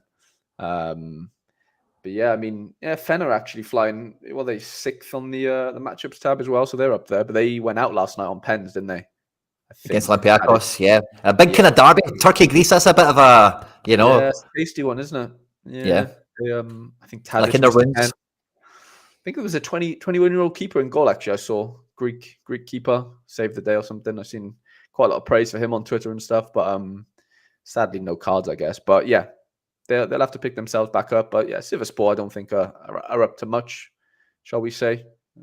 Outside of them, you've got just got Besiktas on screen in case anyone else wants to see it. Sorry, but yeah, if you've got any other recommendations, I'll fire them up. I was going to say Faith are quite high up there, but yeah, Besiktas at home. I think that the other team they're playing though are not bad actually. They've got a couple of decent SO5 scorers. So Fatih are away to Istanbulspor, and we fancy that as a good game for Fatih Karagümrük. The Istanbulspor team is on screen. And there we have Fatih Karagümrük. Well, Lasagna in attack and Bertolacci in midfield. Figuli, love a bit of this. Sirigu. I think we've seen this team last week, didn't we? Yeah. Ned, River Plate are not challengers, if that's what you're asking in the chat. I just noticed that one. They are contenders. And then Trabzonspor, I'll do Trabzonspor and we'll go to Portugal. That's what I was thinking. Yeah. There's not much else in Turkey to look into. Thomas Munayer. It'd be nice to play. Big Paul, 15 or 25. Oh yeah, I think he's been injured, hasn't he, or something? Yeah, that could be nice. Oh, that's your cap mode pick, isn't it? Mm-hmm. That's really, really tasty. Let's have a wee peek at Portugal, and we'll click through the big 3 there, so you can see what they're lining up and what they've got going on this week. Portugal. Braga actually have the best odds this weekend out of all the Portuguese teams. They're second in the whole matchups tab. Obviously, we don't have lots of cards for them, but we have your boy Matinho, of course. Yeah, Matinho's no longer with FC Barcelona, sadly. Is he left? Not? Wow. He left along with Was to help me bring in Angelino Super Rare. Wow. Just can't use him. It's not good. Yeah, fair enough. Just can't use him, you know. For cap modes, I've got midfielders coming out my ears. This is the Porto team on screen. They're away to Casapia. Porto, mate, obviously no Costa in goal. He's injured. So Claudio Ramos comes in. I didn't even notice that. Yeah, only for a couple of weeks, I think. It's not nothing terrible, but no Evan Nielsen. I think he's suspended as well. So Taremi comes in. But the rest of the team kind of picks itself. I just hope they can get a result, mate, because I've got my Porto boys fired up this weekend. Sporting Lisbon, Fresneda. Oh, finally. This guy, by the way. Good player. Yeah, he was. Remember when who do you have in his pocket? Was it Vinny maybe? And they were like, yeah, this is the next sort of right back to come through and stuff. So yeah, L15 or 25. Good game for them. Baranka comes in for Marita. Don't know what the script is, why that is, but there it is. And Benfica eliminated on penalties by Marseille last night, licking their wounds coming into this game. Will line up as follows. Pretty self-explanatory, yeah. 120 minutes or last night for a lot of those players. Yep, Di Maria took the first penalty, so he definitely did that. Copenhagen, we don't get the team for. Do we get Southampton teams? Yeah, we do. We do, to be fair. Big game for them. Obviously, Bazunu's out for 10,000 months now, which is just amazing. Ethan Horvath, Nat Phillips, David Turnbull, bit of a Sorare stack on the go here for Cardiff at home to Southampton, who, this is AA ripping, isn't it? I think so, yeah. It's a bit, considering they're away, like for them to be, 7th in the matchups tab, even though Challenges isn't jam-packed this weekend, I do think that, sort of tells you what you need to know there. About them. So massive, tight up there, isn't it? Yeah, it's really, really tight. All have a game in hand over. Well, I say all. Obviously, Southampton have a game in hand over Leeds, but then Leicester, Southampton play against each other next midweek, Quinny. So, next couple of games are massive. I was talking about this with the members. I know Middlesbrough isn't in Yorkshire, right? But I think it's really close. So I don't know if this is a derby, but maybe it's like a grudge match kind of vibe. Yeah, they're both up north, aren't they? Definitely. This is the Leeds team. If any of you want to check that out. And what was the other team we like in the Championship? Leicester. They're at home to West Brom. Top of the table class year. Yeah, Leicester have really, really struggled recently. Like they've just bottled the last couple of games. So, pressure's on big time for them. Norwich City, we've got a team here and I know they're stacked, so I'll just put them on screen. Sarah and Nunes look the part now, by the way, SO5-wise. I don't know what they're up to, but they're cooking. Yeah, they are doing well. I think this is, in a weird way, this could be a stack of the weekend, I would say, for Championship. Ooh. Maybe Southampton, but I would say... Who are you taking, Barnes or Sargent? It's got to be Sargent, to be fair. Yeah, he's got a few more decisives in him, I think. A little bit younger. Sarah, they've got quite a few mids you could choose from, and a few defenders, actually. The other one that actually comes up, which is mad, is Birmingham City against Rotherham, because obviously they play Rotherham, not because they're Birmingham City. Couple of cards. We've got defender in there. We got Miyoshi, the Japanese lads. Outside of that, I don't think we have too much. Watford, we've got cards for them. Yeah, that'll be a tough game. That Hull are a good team. That one's a tough one to call. Still no Pandur. Carvalho, he's been ripping it. Yeah, fun one. Cool.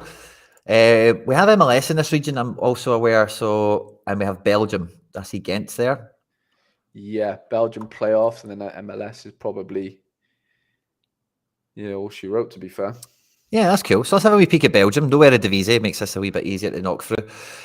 So the league is split into three. So we've got a Championship group, we've got a Conference League group, and we've got a relegation group. The Conference League group is headed at the moment by Ghent, who are being chased down by St. Truden, I think, and maybe somebody else is putting a bit of pressure on them.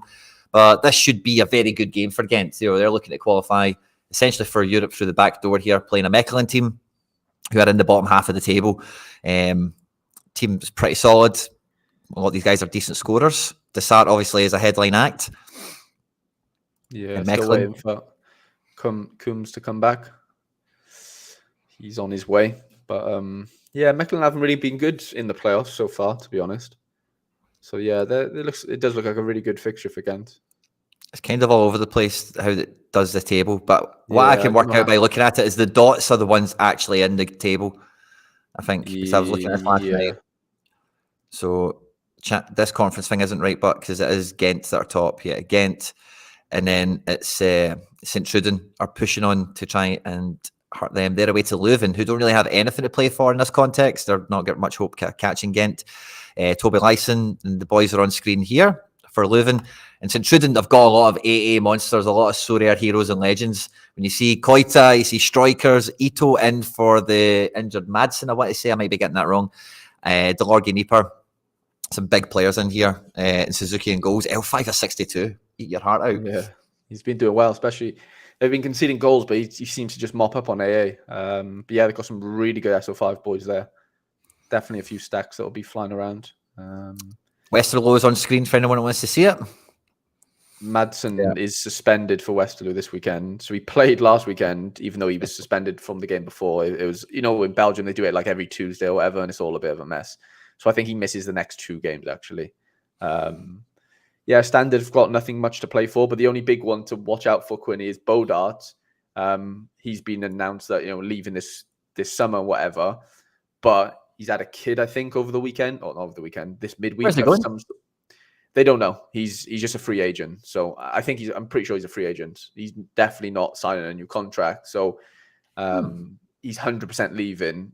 So basically the board have said they might play the youngster. And this game is actually behind closed doors for whatever reason. So there's no fans. And so I've seen, and the fact that his missus had a baby, they reckon they might give the whole of this playoff stint to the other keeper who's a young kid. So just watch out on that one. Yeah, good shout, Harry. Cercle Bruges is on screen now as well against some heroes in this team. And they are playing Antwerp. Here's their team on screen against some heroes in this team for some of you guys out there, I'm sure. Let's see, what else do we have? We've got USG Brugge and we have Genk Anderlecht are the only games that really strike out to me. Here's the Genk team. El Canus, the headline act here. I'm a big fan of Galore. Mark McKenzie, I'm a bit of a homer for as well. And Van de Voort, L5 of 64. Looks pretty good there. Anderlecht, surprisingly good this year. They've been Anderlechting, like they've not been disappointing too much. And their team is on screen. Leone on a 50% here. Obviously, no Yari V in town. There's Hazard's just done his ACL as well, Quinny. So, oh, no way. Yeah, he did it last game. So Amuzu comes in for him. And then, what's the centre-back called? Zeno de Bast. He's suspended. But there's some big rumours that he might be going elsewhere. 15, 20 million pounds flying around. I've seen Sporting linked. So, keep an eye on that one. But, USG obviously played. They didn't play last night, did they? Club Bruges played last night. I was on Instagram last night, and one of my mates who went to the college I went to is a big Club Bruges fan, and he went to the game last night, and it looked class, obviously, in the away end, and they got the win, didn't they, against... Was it Panathinaikos they played? Oh. Did they play last night? I'm sure it was.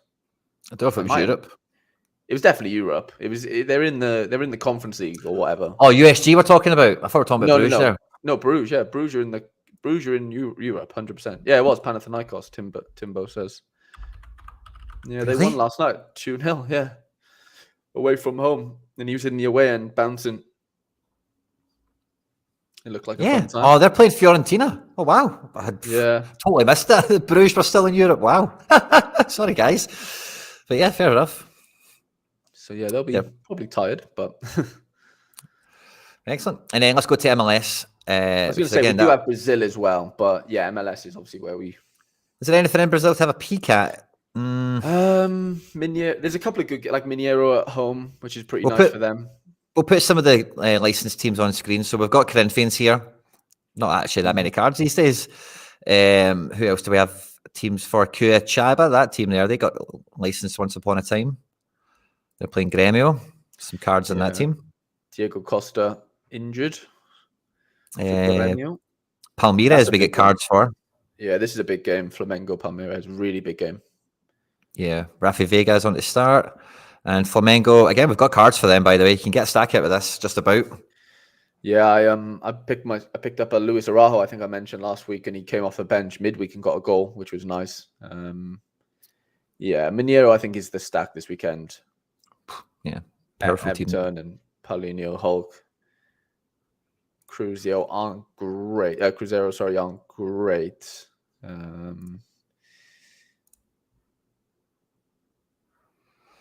Just trying to think if there's any other teams that have some cards and stuff. Just click on them for you so you can see them.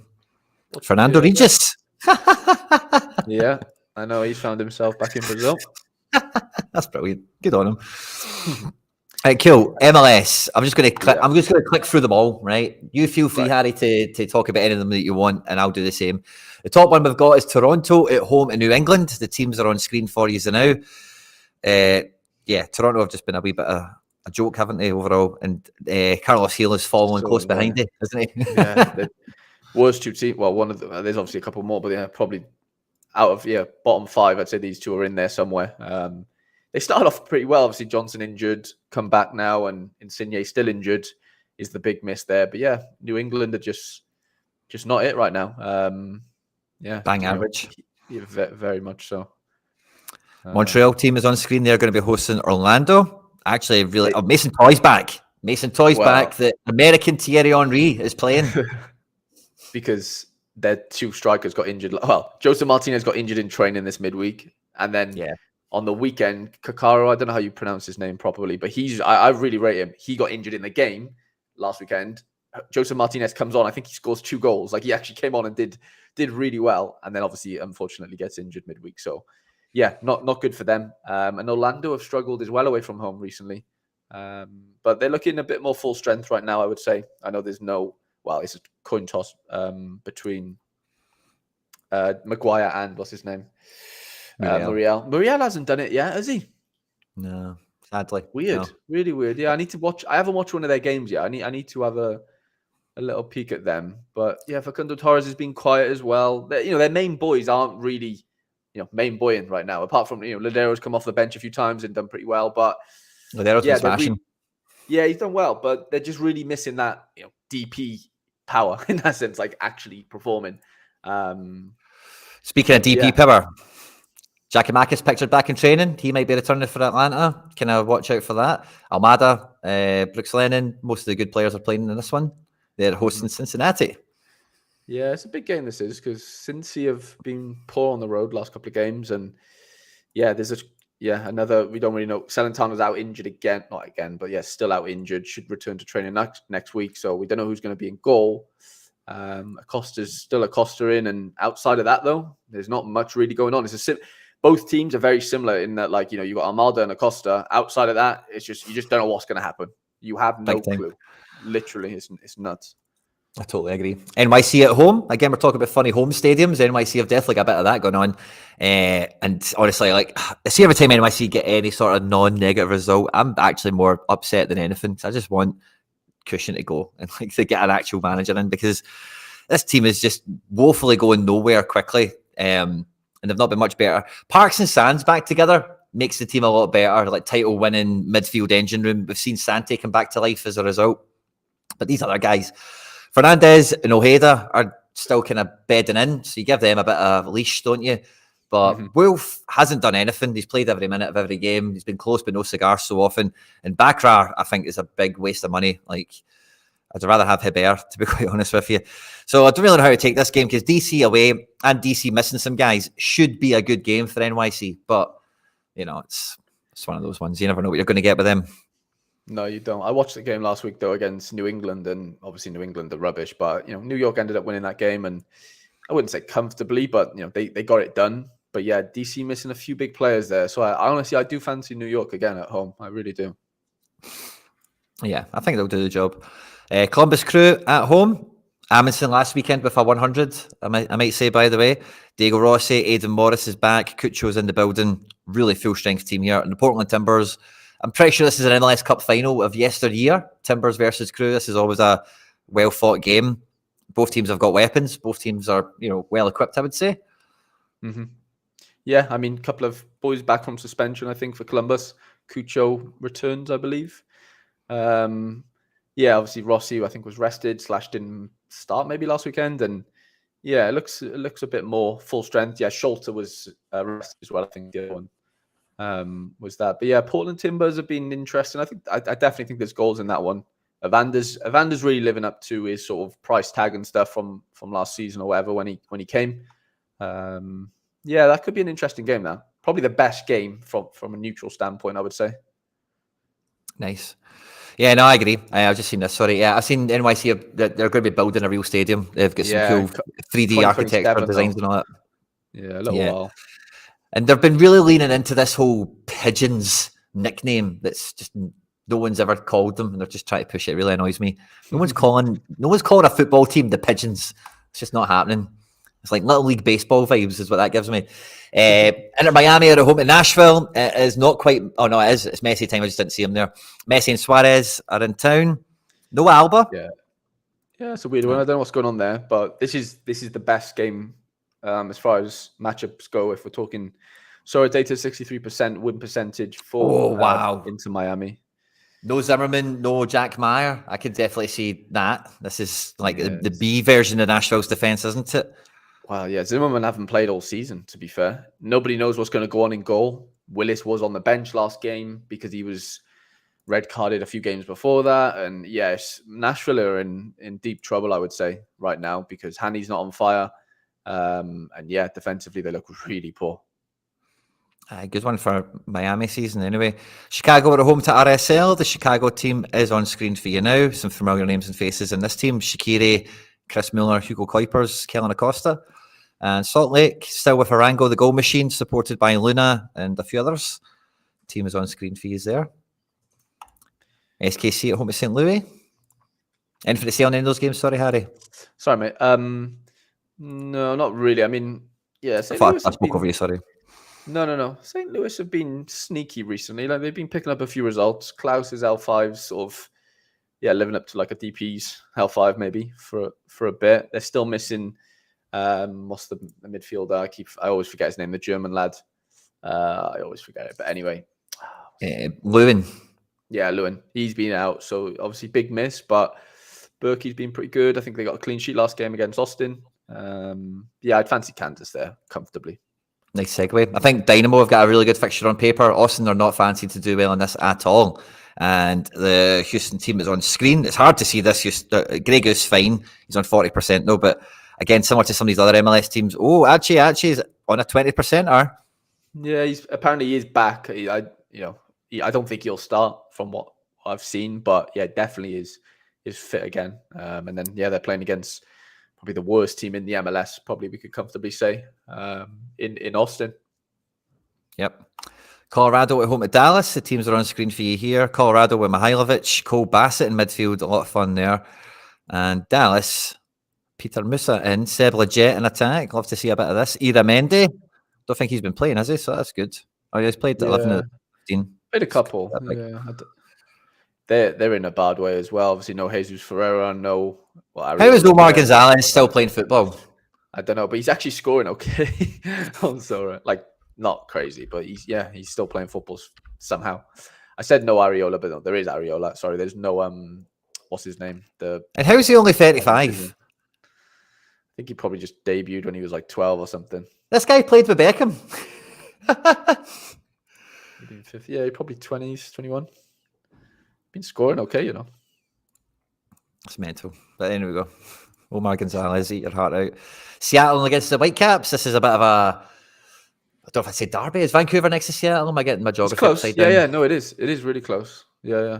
Obviously different countries, but like, very, very close. North American close. Yeah, no, they are. I think they are really, really close. I mean, this is the end of, or the beginning of the away fixtures, I think, for Vancouver, which could prove quite a big turning point in their season because they've had four homes. But Seattle, I really fancy Seattle in that one. Yeah, goals galore, I think, in this one. Gold loves playing away from home, as we've said on the show last week. LAFC, again, been quite a dominant team so far this season. This is a quite, I don't know if it's just Orduz and Oliveira here, but kind of struck me as a bit of a changed team, but the rest of it looks actually quite similar. Midfield and defence is kind of full strength and consistent enough, isn't it? Mm-hmm. Yeah, Tillman's been immense, as you can see by the L5. Yeah, Bogusz has been pretty good as well. Bwanga's done his thing. They've got a few stars in there. But Red Bull's best team in the league, basically. You fancy Red Bulls? I wasn't sure whether to use Forsberg or not. I'm playing him. I'm not playing him in like my best challenger lineup, but he's in and around there. I think there's definitely LA are conceding goals. I don't know whether they win the game, Red Bulls, but I definitely think there's goals either side of that. Charlotte at home, a different beast. I'll give them that. I really will. Minnesota, obviously, still Reynoso-less. Did you hear the quotes about Reynoso from Boxall? Yeah, they're all just finished with him, aren't they? They're just, they're done. But yeah, I mean, they've got some good players that can score goals and quite a bit of pace and whatever. But yeah, I still fancy Charlotte here. 2-hour drive. That's local for America, isn't it? That's nothing. Yeah. And then we've got Galaxy at home with the Quakes. This is a derby.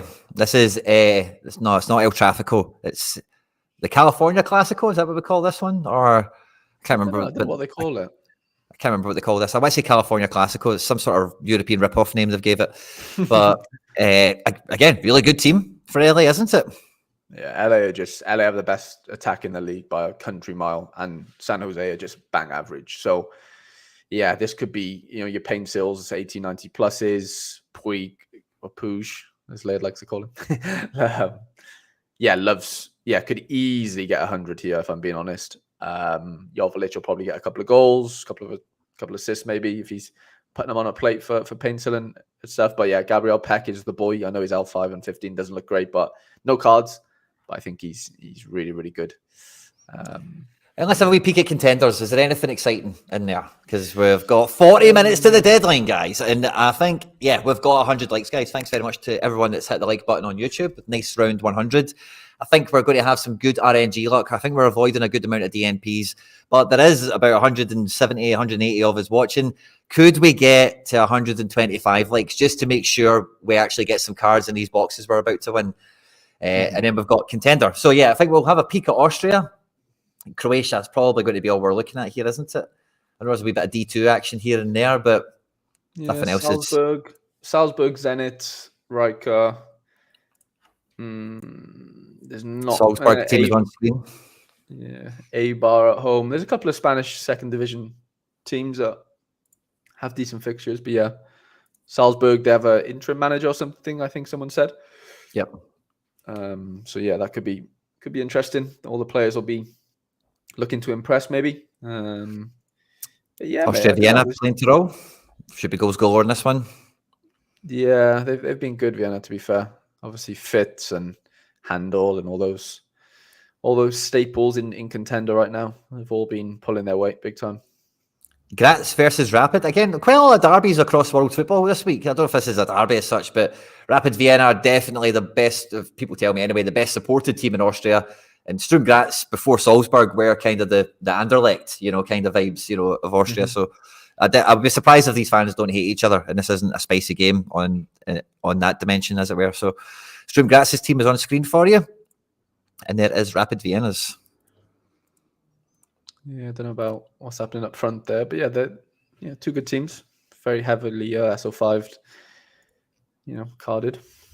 Rijeka at home to Gorica. We've got no predicted team, but it is Labrovic season, Harry, isn't it? It is, mate. Yeah, he's just printing clean sheets. I don't think there's much team news other than Salehi, or however you pronounce his name. He's suspended. I think it was in the chat earlier. I think Ian pointed it out. But other than that, it should be pretty standard from what happened last weekend. But yeah, mate, contenders looks mad open this weekend. Like, there's obviously good players in certain spots, but there's nothing like Zenit. Really that stackable. Yeah, Zenit, but no Douglas Santos. Like, they're missing their best player basically, suspended. So it's obviously a great matchup, but mate, honestly, I don't know how this is going to all pan out, to be honest. I think we're just going to see individual smashes from like your POVs from Cruz Azul and your Wendells maybe from Zenit. I think it'll just be a mixture of a five maybe. I doubt we'll see many full / semi stacks, to be honest. I think it'll be a weird week. Obviously, we still have J League. Hiroshima will probably do half decent. They play away, but they have a good matchup. J-League. Let's have a peek at J League. Can do a bit of J League. There's not many that come up on this list other than who did you say? Hiroshima. Hiroshima, yeah, they're the first ones, I think. Oh, no teams for Japan. Oh no, yeah, we don't have anything. That's the issue. Yeah. Do we have K? We got a wee bit of K action. Is that a good game here? I think Daegu have announced, I think they're changing manager. So they're at home. That could be, it could be a wee bit of good vibes, maybe. Yeah, no Cecinia's manager, I've heard. I think it's Cecinia with Hoodwink as the assistant. He's taking over the gaff. That's it. But no Cecinia in the team, it looks like, either. So no party. So, okay. I think I've done my best to kind of try and get everything I was worried we were going to run out of time with how busy Challenger seemed, but Contenders is kind of dead, really wide open this week. We don't have any of the Danish stuff either, sadly, to look at. Do we have China to have a wee click through? We do. Venus have some mad China cards. Look now, teams are on screen. I'll just click through them as Harry tells me some stuff. There's the bear. No, I was just going to say that somebody mentioned earlier in the chat, but River played Boca this weekend, Quinny, in the Argentinian playoffs. Yeah, so funny little story. that Santiago Ramos Mingo goal meant that River played Boca, basically. Defensa would have played River, but because they beat whoever they beat, Newell's, it meant that, River would now play Boca, I think. So that'll probably be quite a tasty one. I think River are at home. So keep an eye out on, for that one. That'll be a big one. There's a Kangwa in China. Another Kangwa. Yeah, a couple of them flying around. I think, where is the other one? Was he in Spain when we Belgium? When we saw him? Belgium it was, wasn't it? Yeah, it was Kortrijk, I think. Yeah.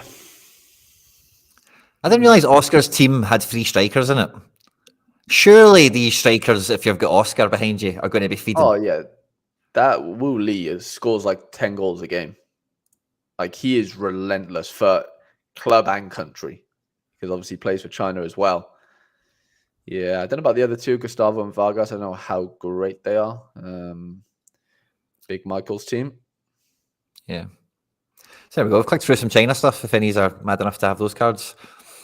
Obviously got, Bundesliga 2. There's definitely fixtures to go around, but, as far as like matchups go, there's just not much green going on this matchups tab. Like, there's literally one page full, and it's this, and it goes from 76 to 61. Like, it's just, and the teams in between, obviously lots of China and bits of Russia where we're not like fully licensed, and Peru. Like, I don't know, mate. This is a weird week for contenders. Obviously, no Celtic to battle against. I think this could be a fun week, honestly, if you've obviously got cards and stuff in playing. Harry, I think we're about that time of the show, mate. Do you want to show us what teams you're lining up and what you're going for? Yeah, we can do that. Let me have a little. Let me get Sorare up. Sorry, Denmark should be in Contender, Laird. I think that's what my mind was doing there. I hadn't realised. Sorry, it is still kind of technically in Challenger. We'll see what happens with that. I'm working on it. We've got a couple of punts in Premier League, Quinny. Nothing crazy. Obviously, I don't know if Fabianski plays. I know he played last night, and Areola wasn't in the squad. I know he's been training though, so there's definitely something that will go on there. I'm sure of it.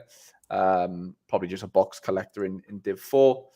Champion season, I'm going for Division 2 with the Las Palmas defensive stack, Girona, Garcia and Savio. And then I actually bought Felipe Anderson on the Brazil news because I am quite heavy in Brazil now. So hoping that comes good, in August or whatever. But for now, obviously, I can use him in Champ. And they play tonight, though. So I'm a bit skeptical about that. He would be my only Friday player. I'm having not second thoughts, but I'm definitely having a dilemma now looking at, because I don't have an in-season Division 1 entry, but I do have a classic Division 1 entry in Challengers. So I don't know. Do you think it's worth me? I know they're all in season, but I don't know. Let the chat maybe decide on that one. Do you think I should go in with that as a Division 1 entry in Classic, or do you think I should leave it as Division 2 in season? Oh, mate, in season, if you've got the cards, I go in season. Do you think? But it's Div 2, though. And I have like lots of other in-season situations like elsewhere. So I have 2 in-seasons in Challenger. Again, no Division 1 because I got relegated. I do have a Division 1 Classic, though, Div 2 and Div 3s. I don't know if Luro's going to play for Cincinnati, but if he does, the defensive stack becomes a thing. This is where I got some luck last week. Challenges, Super Rare Classic Division 2. I'm going to rinse and repeat. I do have a Division 1 entry, but I am sort of wary that we have Challenges midweek, so I might sort of keep that for then, potentially. Yeah. And then Contenders look something like this. So I have 2 in season. Oh, I did have 2 in. No, I do have 2 in season, but I'm not using both. For Contenders, I'm using the Riker boys with Idrissi this weekend. And then I don't have a Division 1 Classic, so I'm having to play. I actually have 3 Division 2 Classics in Contender. Love that. You are a stack in defense here. Bit of Wilmar Barrios, bit of Verde, and then just leftovers that no stacks, unfortunately, there. And then this probably doesn't have a keeper that plays. This is probably just a 4-man effort. And then under 23, I am playing Super Rare and Rare and Limited, actually. All 3. Ooh, that's fun. Yeah, it's fun. I mean, I play that every week, but the Rare lineup is actually outfielder wise, he's not bad, but Camplat's in goal. He's going to get probably shipped 10 goals. So that's dead probably before it starts. And then the under 23 Super A, I'll be honest, is not up to much, fixture wise, lots of aways. But I did prioritize the caps this weekend, Quinny, big time actually. Now, I told you I am potentially going for the top threshold at 240 because if Alex McCarthy plays, he's obviously DMP, L15 is 0. I've put 3, I think, smashes around him, all at home, all favourable fixture. I know, Vinny playing in El Clasico, but I fancy Madrid there. Do you think I should stick with it, Quinny? Do you think I should go for the 390 points? It's hefty, isn't it? It's a 400-point team. It probably is, yeah. If everything goes right, it could be. You obviously need that clean sheet to really come in. Is Arbia the captain? But the fixture's really nice. It's Alcaron, I think it is, or however you pronounce it. But yeah, second best of all, isn't it, or something? Literally, yeah. But like Arbila's not good for 100, but he's good. Like he could walk to 75, and I'm just like thinking with a captain bonus, that's like 105-10. He's gone for the buy and stack. Love that. Yeah, okay. People have all got the same idea. Yeah, maybe I should. Top target. Yeah, maybe I'll change that to top target. I did have it on the middle for now, but I am gonna adjust that one. Why not? I'm only gonna have one shot at that really because if McCarthy is not going to be L15 of 0 again, and then 220s will have DMP keepers in them, and then the 240 I'm going for the middle threshold. Lots of homes. Stravete is the only away fixture, but they play like 19th in the league, so I'm really hoping he can go big there. Santi captain, Kaminsky comes in at home to Brentford, obviously, and then mate, that is my my contingency this weekend. Missing quite a few contender keepers, as I think you are as well. But excited for it. I don't know how it's going to go, obviously, but I've done what I can. I've done what I can this week. Looks good, mate. I think in terms of your quandary you had, this is probably a good one for the chat as well, because we had this come through as a question earlier, like what to do with your teams. Me and Sish were talking about it on End Product this week, but like with the cash divisions, like unless you think you're winning, it's kind of hard to go up the divisions, isn't it, and be confident unless your team is like smashing. Mm-hmm. But because like if you take out the top 10, that's kind of what you're aiming for, isn't it? 11th to 90th. So you're looking at 90 to 60 quid, and that's D2. What other divisions have you got entries available for? Do you have 4 or is it just 3? I have 2 in season div 2s. I have division 3 as well. Yeah, so this is division 3. But you could open another team and get 4 then, couldn't you? No, because that would be 4 teams, wouldn't it? You can only. You've got 2 in season 2. Sorry, I missed that one. No, so I'd go. So look at in season 3 and open up the reward pool. So from 11th to 90th, it's just £5 smaller. So what's the head count? 752. 750, and then this is basically the same. But on paper, would you say the teams are in Division 3? You'd like to think are not as good as Division 2 as a whole. So really, is this team better off in Division 3? What's the conventional wisdom? What do you think? Because it's now people are picking their onions, aren't they? They're saying I'm playing in D3 rather than D2. Mm-hmm. So if everyone else does that, is maybe D2 not as bad? Maybe. I don't know. Maybe. Yeah, no, it's a fair point. But like my other dilemma is obviously if I have D1 open, I know there's no cash, outside the podium, but like 670 entrants, 1 in 3 are going to win a box, basically. I know that's, not as good as winning a bit of cash, but like, I don't know, 36 cards. But how many points do you think this team actually catches? Well, I think it could really punch, mate, honestly. Like, Valles could do great. Marmo could do like. The issue is defense. I'm not worried about Garcia, Savio, and I am a bit worried about Anderson actually. But Savio, Garcia, like I really think they could punch like big time. It's just the defense. If Celta Vigo really turn over Las Palmas, and I'm basically screwed. I probably need the clean sheet there because Velez didn't play last game. He was suspended, so he's back and whatever. So this team could do 400 points. I'd be if Savio really pops, which he's capable of. Let's say he gets 110, 20. You only need 280 points, from the rest of the boys. And I think they're more than capable of that. So, where does 400 points get you in division, 2/3 is the dilemma, I would say. Does it really matter? Maybe not, like that. That's what it could come down to. Where does 400 points finish? I know we could look back onto our data actually and really see. I mean, do you want to do that? We could easily do it and just have a look. Go for it. what does 400 points get you last weekend? And look, there was more matchups last weekend. You know, there was quite a few high scoring games. So, you know, take this with a pinch of salt. So what have we got? In season champ Div 2. So where did 400 points finish? Let's just say. So 400 points was 50th, let's say. So yeah, that was the bottom. That was $60 basically, I think was. If we look at it that way, and then 400 points in Division 3 last weekend was a little bit higher up, but I still think you end up with like roughly the same thing, which would be 30th, let's say. So not much you're still, the difference wouldn't be like, you'd still be winning roughly. I think the difference would be winning $60 instead of 55, roughly. Yeah. You know what I'm saying? So I don't even think it actually matters that much. But of course, you know, the higher division you play, the chance, you know, you could end up pop. You know, if you do pop, the pop's better at the top, right? Is basically the only difference, I would say.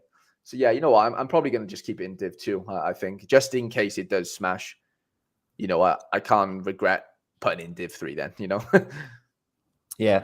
So there, Maxwell has put his better teams in lower divisions. It just feels a bit scummy. That's the meta right now. That is what we're encouraged to do, unfortunately. So it tried to tell us it wouldn't be that way, but it is right now. So, you know, you either change it or we just keep doing it. Like, yeah. You know what I mean? That's just how it's looking right now. So yeah. Yeah, looks good, mate. I personally would go with the D3 personally, but yeah, I just think like I love Savio, Ali, I love all the cards you've got there, but I don't know if they can hit as hard as, because it is like Girona has the third best matchup of the game week, so like they're never gonna have that chance again, are they? Really? Fair, yeah. But let's say Marmol brought in a 52 and the goalkeeper done a 48. You might get away with that in D3, but I don't know you get away with that in D2. If let's say Savio hits 100 raw score, Aliash gets to an 80, Felipe Anderson does a 70 or whatever, I think you might get away with the defence letting you down in D3. I think you're fucked either way if the defence lets you down, obviously. Right, yeah, that's what I'm saying. Yeah. You might just get away with it in D3 if the rest of them smash their absolute nuts out. Right. Yeah. No, I agree with you. I do. I definitely do. But as an optimist, if everyone else thinks like that, you know, then right, that's the thing. If everyone is going for D3 is better than D2 these days, then you know, am I really avoiding bits of good teams in Division 3? Maybe. I don't think it really matters, on the surface, but I do kind of agree in that. If the defense does let you down and the rest smash, probably going to nick something in Div 3, whereas it's going to be just tougher in Div 2, right? You probably got to look at it that way. But no, I'm quite set with it. I don't think it matters too much. I think if you could play D4, that's a good thing, because it's hard to get teams into D4 now at this point of the run, right. So if you have like absolute bottom division, that's maybe the meta. But switching between some of these other ones, it's maybe like you're not really missing or gaining, are you? Mm-hmm. Yeah, I'd have to agree with that. I would. I'll show you my teams. You can tell me what I've got wrong in a second. But go on, you go. No, I was just going to say, like, there's just not that many good matchups in Champ this weekend. So I just think for that reason, I just don't see much, no competition, but someone's going to pop. But it's just, I think the pop's going to be quite varied in that, like, it ain't going to be the same team. Somebody's not going to run, there's not going to be like 60 people running a team that smashes. I think it's going to be like 2 or 3 had this team and that smashed, 2 or 3 had this team and that smashed. I don't think it'll be like, there's no like meta this weekend. There's no Man City at home to Luton or whatever, there really just isn't. So I think it'll be quite varied winners wise, but we'll see. I'm with you on that. We're up to 118 on the likes. Thanks, guys. But can we get to 125? That's the next magic number for us. So what I've did with my guys in season is I've went bottom division with my super rares with the Sly Reale. The third attempt at a bit of a sly effort for me. I'm going with Real Sociedad double defense stack with the fullbacks. Let's hope they get lots of balls into the box, maybe a wee decisive. Penalty taking Oyarzabal, captain Goretzka, and everyone's favourite pensioner, Steve Mandanda, in goals. So again, I had this kind of train of thought. It's up to 53 entries at the moment, but when I can only play 3 and 2. I've not got Div 1 for cash, but again, there's less places in D3. significant less entries. And I just think it's harder to keep bottom division entries because if you, like you say, people get promoted about winning. So like teams are getting sucked out of there all the time. So I fancy that. If Real Sociedad get the win, if the fullbacks can be involved in some stuff, that could be a smasher. And I've got a D1 team. I've got a D1 team for cards for Super Rare, and I'm going with the Girona base in the Serie at home at Mallorca. Skorupski playing Roma on the Monday night. And this is, I'm really, if I could get 3 boxes, if I can get to the top 10, I'll be buzzing. Even 2 boxes, top 25, I'd consider a win. 1 box is a bit of a consolation prize in this division because the RNG luck on the boxes isn't great. But in this division, it is the best boxes, apparently. So high chance of the unique and all the rest of it, blah, blah, blah, whatever. But I've not had a D1 box at a Super Rare, so that'd be a bit of fun. And then I've went double Real Sociedad for money. So I've got these Super Rares, I've got the fullbacks and the striker. And I did have a full stack, but I did change it when we were on. I got a Hamari Traore rare this week for 17 quid. And I was going to do the full effort, but I seen Quatra on to start away at Salernitana, and I just could not resist. So Quatra comes into defence, because Sociedad might not get the clean sheet, So wee bit of coverage against that. Take and Becker on the wings and attack should be tons of fun with Captain Zaki in midfield. So, I'm going D2, I'm going high division with this because I actually fancy my 3 Sociedad guys here to bang 70s and above. Quatra joins the party. He's big time. And Oblak is, playing Alaves away. We mentioned them before, good for a clean sheet. So, swinging for the fences with that one. But with no Celtic and everything else, I've got no other regions to play. So, I've got actually quite a strong under-23 team this week. Abada at home, Pacheco for Sociedad, Molly, good under-23 defender. I actually really rate this guy. Lenormand gets a lot of the praise from Sociedad defence, but I think this guy's the next one coming through, and I think he's a little bit better in some ways. I like this guy a lot. Santi Rod I've captained on your recommendation ahead of Wirtz, who, did play midweek and doesn't always, week to week and stuff like that, minute management and all the rest of it. But big game, just crown champions. I fancy him to do well, but yeah, Santi at home is maybe just that touch safer. And then everything's all cap modes.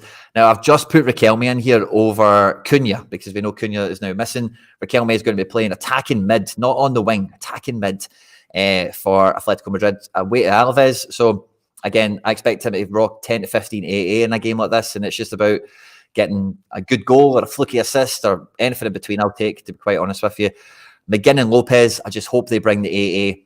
Tate's on the Friday night. And I'm thinking, Harry, I've seen this to you before we came on. It'll be interesting to see what you guys think, right? But I picked up mid-threshold from Super Rare last week with Castellanos on a 39 and then 3 60s and an 80. And I managed to captain the 80. I had a 20-point buffer. So when I'm building this team, I'm thinking if the goalkeeper does the Tate Castellanos score, I had a 20-point buffer. So all I need is the outfield to do 60s as a kind of average. Now, I know that's not an easy thing to ask, but that's what I'm thinking when I'm building this team. And then I'm thinking, I'll go mid-target again with this, and that's what I've done. Castellanos playing tonight. David Lopez at home at Cadiz. We've mentioned Riquelme. We know McGinn is at home in the engine room in the Douglas Luiz role. So McGinn's maybe triple capable in a game like this, just with interceptions being a wee bit deeper and stuff. So I fancy mid-target, but you guys let me know, is that stupid? Should I just be going for bottom target and just get the W? Harry's let me know his thoughts. He's saying bottom target, I think. No. I agree with you. I think the fact that you've got, I think the fact that you won the middle threshold last week puts a bit of pressure off, doesn't it? In that, you've done it. It's like it should be like a 1 in 6 situation, roughly 7, whatever. If we're like picking the lowest one 6 times and whatever. Yeah. So I think you've got a free hit personally. If the weekend after you hit it, middle threshold wise, I think it's a free hit, Quinny. I really do. Nice. I think we've been donated a wee card here.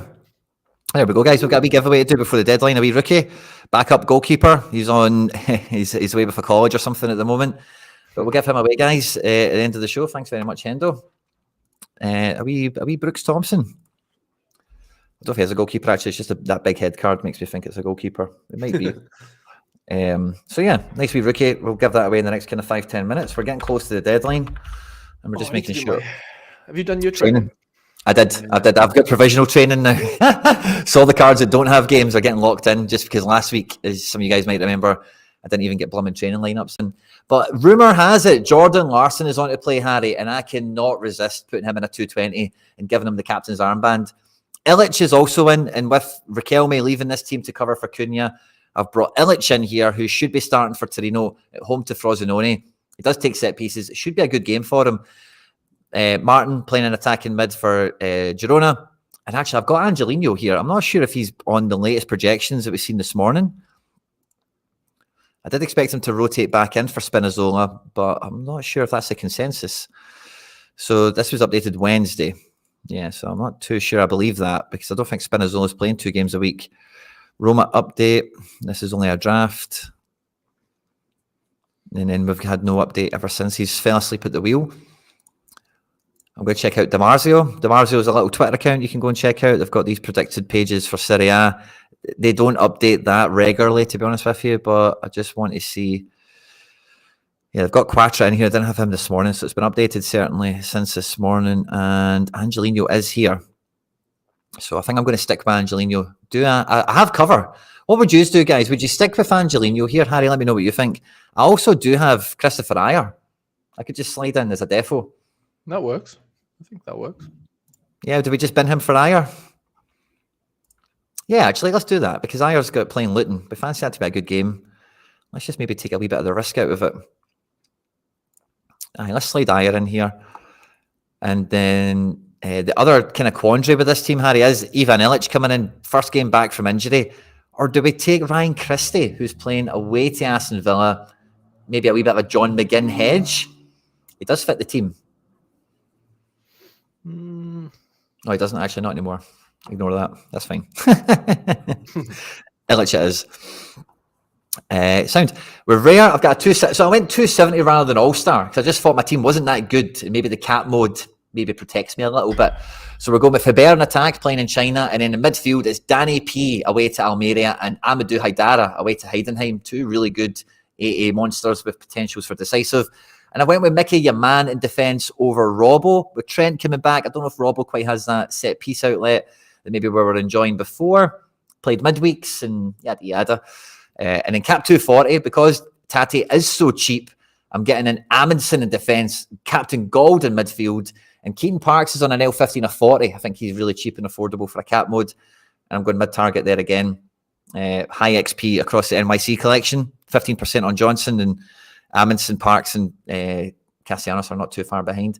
And then 220 is where I put the Forsberg, Harry, is like the stud card with Jordan Larson rare as captain. I've got Angelino still in here, I suppose, along with Sands. I don't think I've got any better options, to be quite honest with you, so I'll probably just leave that kind of as it is. Or is there anyone I could maybe... I've got Frimpong, who's in training. Anyone else in training I've maybe overlooked? Giacomakis is too expensive. And I've got 6 teams here. I've got them all sorted. That's how we look at 220 just before we get to the deadline, in case there is a wee thing we can swap around here. So let's just get rid of these guys. We're keeping Larson.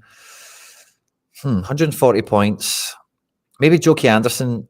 Oh, no, we've got Hamari available actually on 42 now that we've benched him from the other team. So that's cool.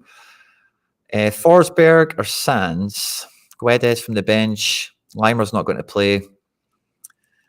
Yeah, I think we put Forsberg in, see if we can get away with him. And then we've got 45 points remaining. Don't think we can afford Sands at that price. We've got Andrade playing in China. Yeah, I think I'll fire. Yeah. I'll fire the China boy in. And then I think we still captain Larson for the good times. There we go. That feels a wee bit more fun. I think we've got 2 giveaways to do. Thank you very much. We've got a Bosco Satalo here incoming. Thank you very much. Scottish Bar Steward for supporting the channel. I'll just claim that. Cool. So we've got 2 cards to give away, guys. We're almost at the deadline. We're 13 minutes away. My teams are, I think, locked and loaded now. Maybe just need to double check training is all as it should be. But Real Sociedad for the money, Girona for the cards is how I'm looking. And then cap modes, the nice wee split of mid targets and card chasing and everything else in between. And no, we don't need to worry about any training lineups getting rejigged or anything. That's all good. So, Harry boy, we're 10 minutes away at the deadline. We do have 2 cards to give away now, which is good fun. I've got one. I've got one to get us going. Right, we'll give away the Brooks Thompson for this one, okay? Now, Harry had some amazing Mr. Midweek come in this midweek. He was telling me, it was breaking my heart that he was telling me that he bought a Rangers card. What I want to know is how much, don't want pennies, only pounds, no rounding up, just the actual pound figure, no rounding. How much did Harry pay for that super rare? Pounds. Harry said it. Harry said it. I think I said it, didn't I? Yeah, you did. Was I correct? Yeah, I was correct. On the dot. Don't care about the pound symbol. If you put it in, cool. Yep. Rookie goalkeeper. Yeah, he is the goalkeeper.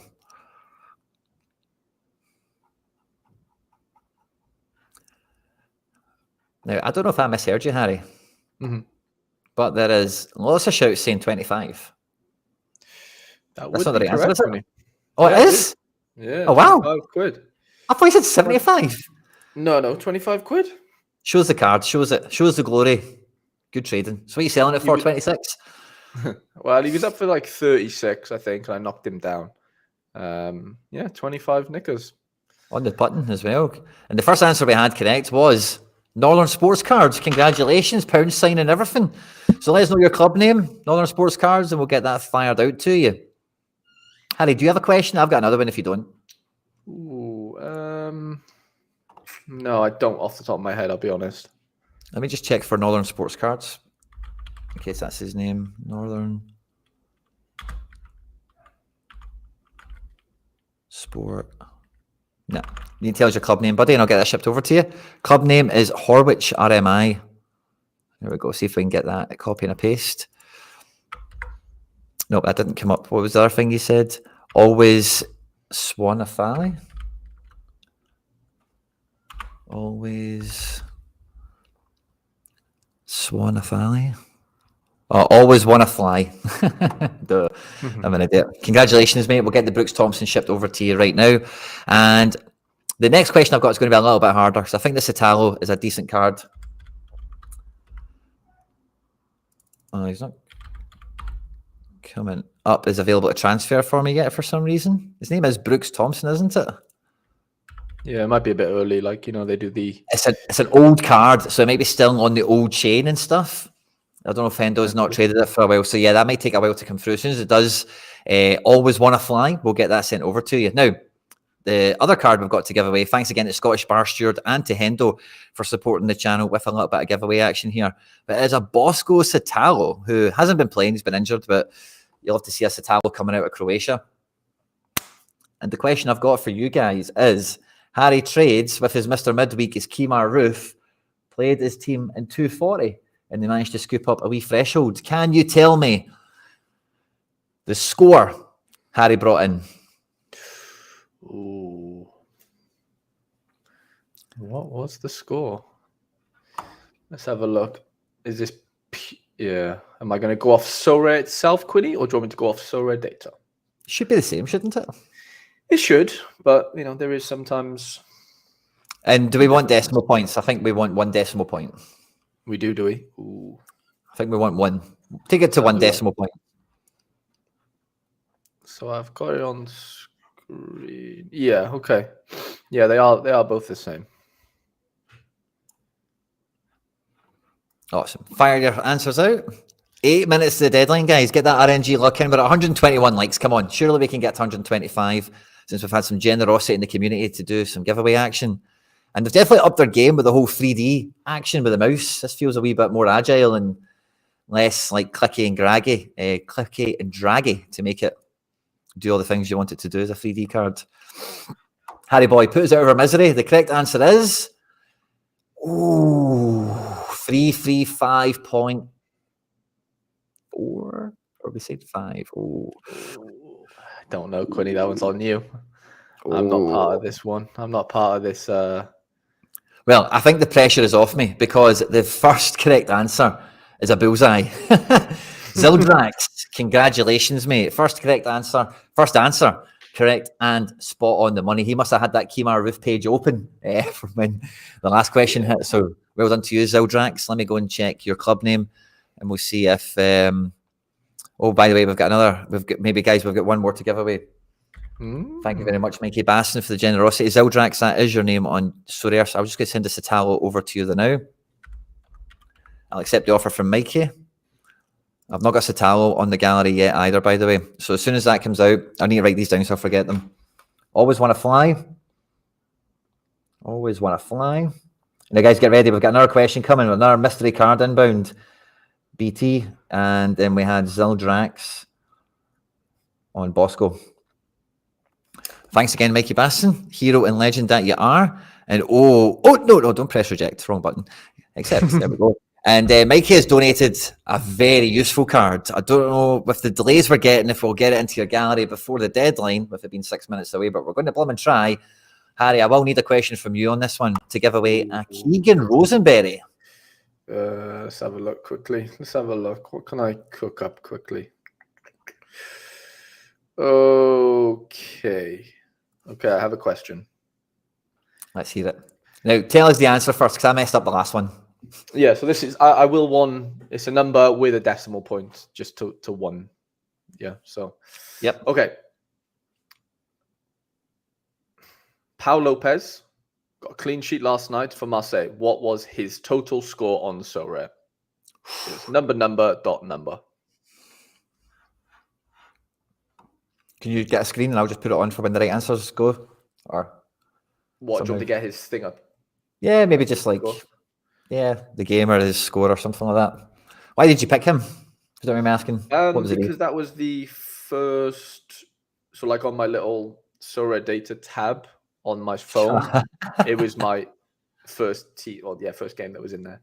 So the answers are flying in, and his raw score was 82.7, Quinny. So I think first in on my watch.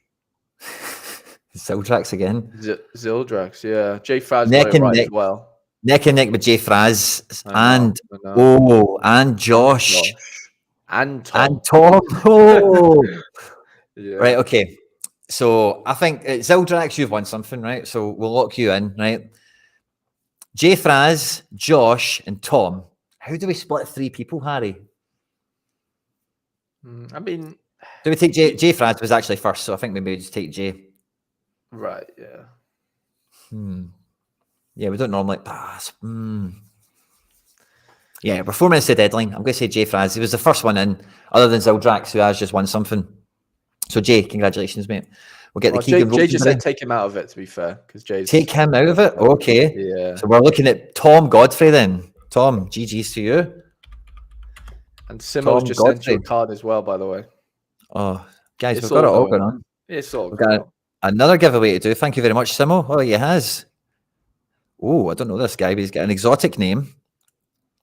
He's called Felix. Get excited, guys. Yeah, so Jay Fraz. Oh, no. Tom Godfrey. I beg your pardon. Tom Godfrey. Zildrax needs to pass the doping test for the next stream. That's class. Jay Fraz, he won the Keegan. Brilliant. And now we have, finally to give away, I'll show you on screen. We have a Felix Lockemper. Now, let's see if this guy's a player. He's not, but we're giving him away. Oh, no, he can be. Okay. Yeah, he's got some onions. He's got something about him. It's a rare, by the way. It is a rare. So thank you very much, Simo. Generosity. We've lost the Quinn dog. Where's he gone?